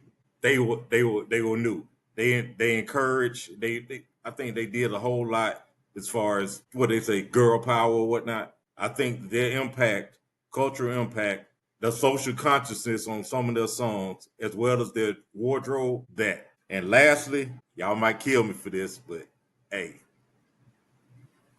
somebody gonna say, but you didn't put so and so on because there's instruments involved. And I had to think long and hard on it because the '70s had a whole bunch of groups. It had a whole bunch of instruments too. Yeah, but you had singing groups, song and dance groups, but they didn't have long runs. They had the Shy-Lights. They didn't have a long run.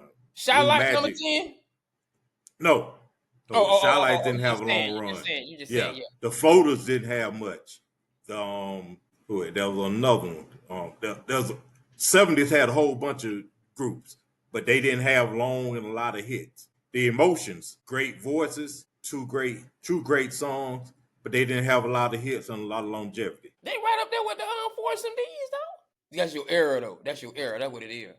No, the Emotions had two songs, great voices, but the Emotions don't have a list of hits. They don't have the longevity.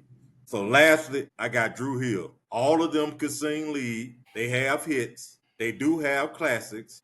They still touring today, and they reinvented themselves because they went from 4 members to like 12 now. But they still, it's all the originals except for what's the name, Jazz. So that's my top 10. But you can change some of the orders around, but I think my top 4 won't change. All right, hold on. I don't even want to get in the list, but I'm finna bump some people. I'm about to Okay. bump some people off your list. Okay. We agree New Edition number 1. Uh-huh. Due to the one I was thinking about, I don't even want to mention them. I'm going to rock with your Boys the Men. Does Belle Biv DeVoe count as New Edition? No, because they are a separate group. Because you did mention that TLC was the Belle Biv DeVoe of. Yeah. So. Yeah, because of the trio, a rapper, a rapper. All right. And TLC was number 9. Yeah. So I'm gonna drop them. I'm gonna drop them, but I'm gonna put them above TLC somewhere. So I got longevity, stage. I can't be mad at Boys the Men. I really can't be mad at Boys the Men.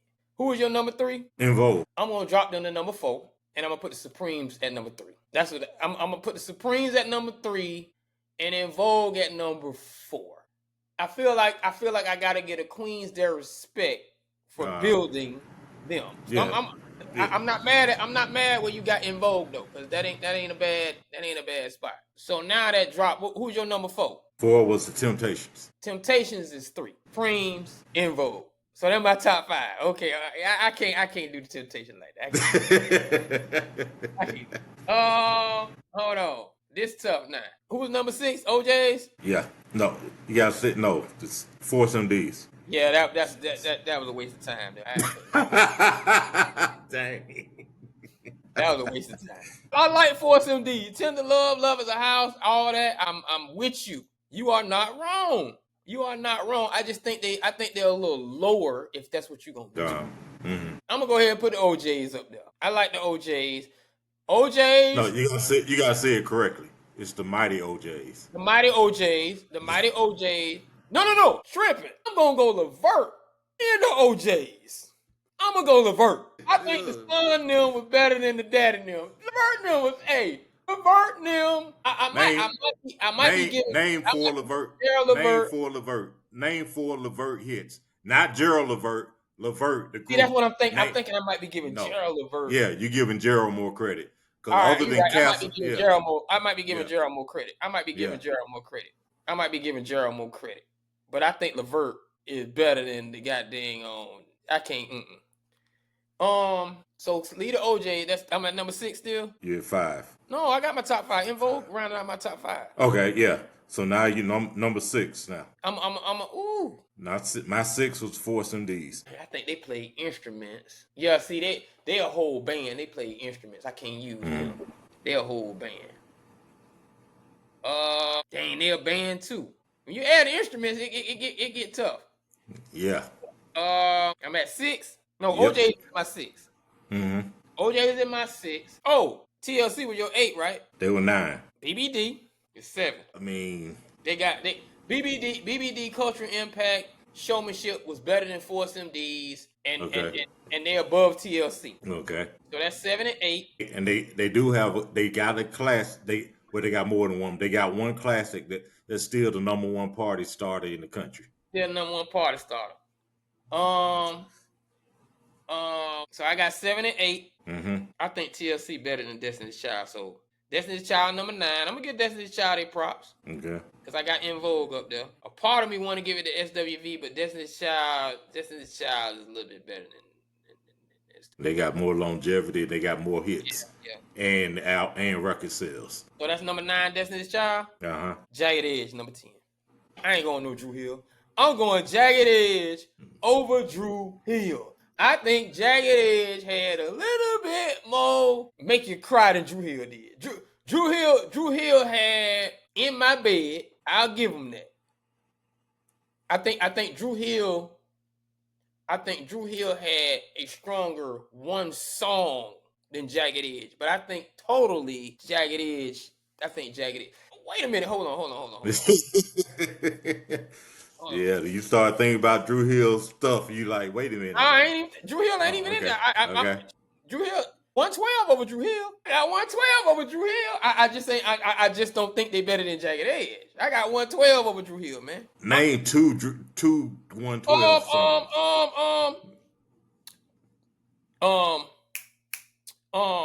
I got okay. You can't use Cupid and you can't use Peaches and Cream. Give me 2 more. Hold on, it's the beat in my head. We can do it anywhere. Boom. Don't try 112. Don't try 112. I said name 2. 112. I said name 2. Oh, okay. Hold on. It was Cupid anywhere. No, I said you can't use Cupid. I said you can't use Cupid, and you can't use Peaches and Cream. You can't get 4 out of Drew Hill. Yeah, I can. No, you just saying them. No, I can get way more than 4 out of Drew Hill. You tried that. Hold on, the beat in my head. The song in my head. I gotta think of it. I rest my case. Hold on. Peaches and Cream and Cupid. Only You. Bad Boy Remix. Ring a bell. It doesn't ring a bell to me, but you named it, but it doesn't ring a bell to me. Only You. Come on with Biggie in it.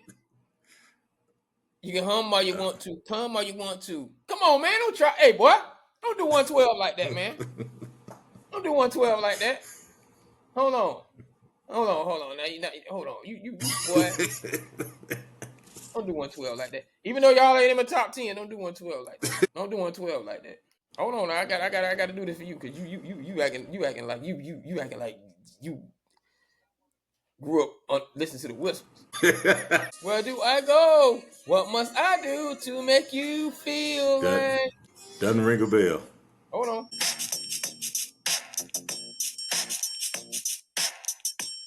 Does not ring a bell. What? With Mace? The introduction of Mace? I'm gonna do the Mace part for you. You can hum all you want to, come all you want to. Running, I'm a fly like I'm a ghost, I'ma haunt you. I will always want you like nobody wants you. If I die now, my love will still haunt you. Come on, man. Where do I go? What must I do? I remember that vaguely. Okay. Never knew the name of it. Vaguely. You know what? I'm really tripping. No, I can't use them. I like my list. We leaving some people. Now, and when you add them instruments. Yeah. It'll change. It could change some stuff. When you add the instruments, New Edition still gonna be on top for me. Yeah. You finna throw some Commodores. You gonna throw some Tony. Somebody getting out of there. Yeah. Somebody getting out of there quick. The Islands. Somebody getting out of there real quick. Yeah. But that's why you gotta have we're gonna have a top 10 group band. Because it's some mint condition and some time in there. Yeah, we definitely have to do another category. Oh, yeah, like when you throw the. Let me stop right quick. It's getting late. When you throw the band in there, boy, name it Full Force beat out Force and D. Yeah, you got It's the band when you put the bands in, it changes You some put them things. instruments in there. Yeah, What my boy name is? you got LTD might jump in LTD. there. LTD Uh, might jump in there. Cameo, man. Things changed, boy. of course, Earth, Wind, and Fire's in there. So, yeah.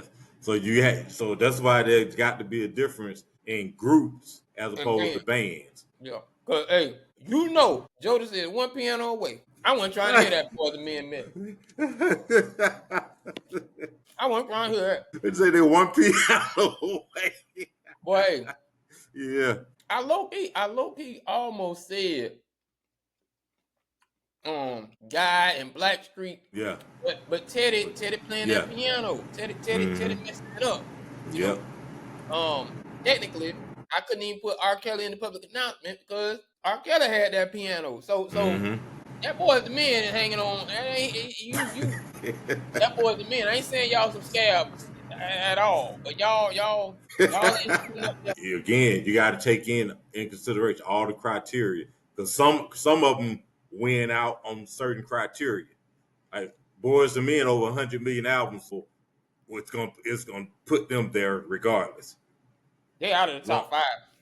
yeah, longevity, Temptations are gonna be in it because they still going even after all of them but one is dead. You know, I mean, so it's some people's vocal ability, other people be their sales, other people it's the showmanship, new other edition people is number 1. everything. New edition number 1. Yeah, We're gonna do the band one time. We gotta finish the band. yeah. We might do the band. We might do the band when football season start. When we start talking about HBCUs Mm-hmm. and all that good stuff. Nevertheless, this has been Nojass, not just another sports show. Make sure you hit that subscribe button, hit that like button, comment, share, follow us, Facebook, NOJASSSOSHOW, YouTube, same spelling, Twitter, same spelling, Instagram, same spelling. I didn't give Instagram a shout out first at the beginning. I apologize. And I should have said X instead of Twitter. I gotta get used to that.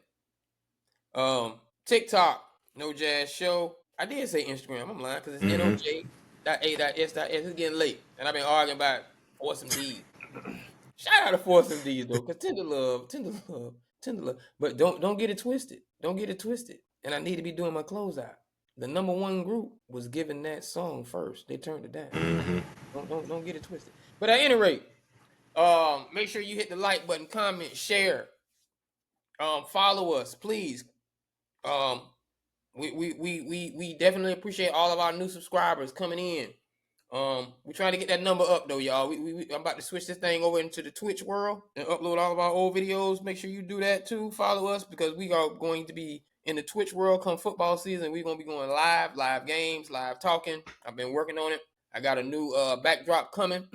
That's really what I've been working on. As far as the studio is concerned, I don't want to say I should say we because that's really what's going on. But anyway, you got any last words instead of and not the 5th single from the Force MDs tank that didn't go nowhere that went. Let me start talking about them boy. It was hard. It was hard. No last word. But for those who are gonna try to go in on these groups, remember if they play an instrument, they are not in this category. So don't argue with me, don't argue with KD, argue with your mama.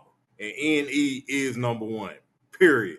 And argue with your mama for not even giving you an instrument for you to even argue about an instrument because that's what's gonna happen. Most of y'all ain't played a drum, saxophone, piano are gonna be in the comments arguing about what about Climax? What about Maserati? Or Dream Boy.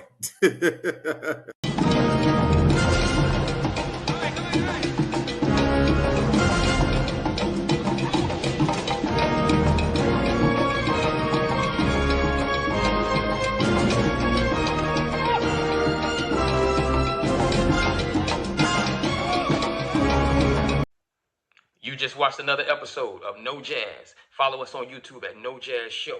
And make sure you hit us up on Twitter at Nojass Show. Make sure you hit us up on Instagram at noj.a.s.s. Follow us on Facebook, on our Facebook page at Nojass Show. All right? See you soon.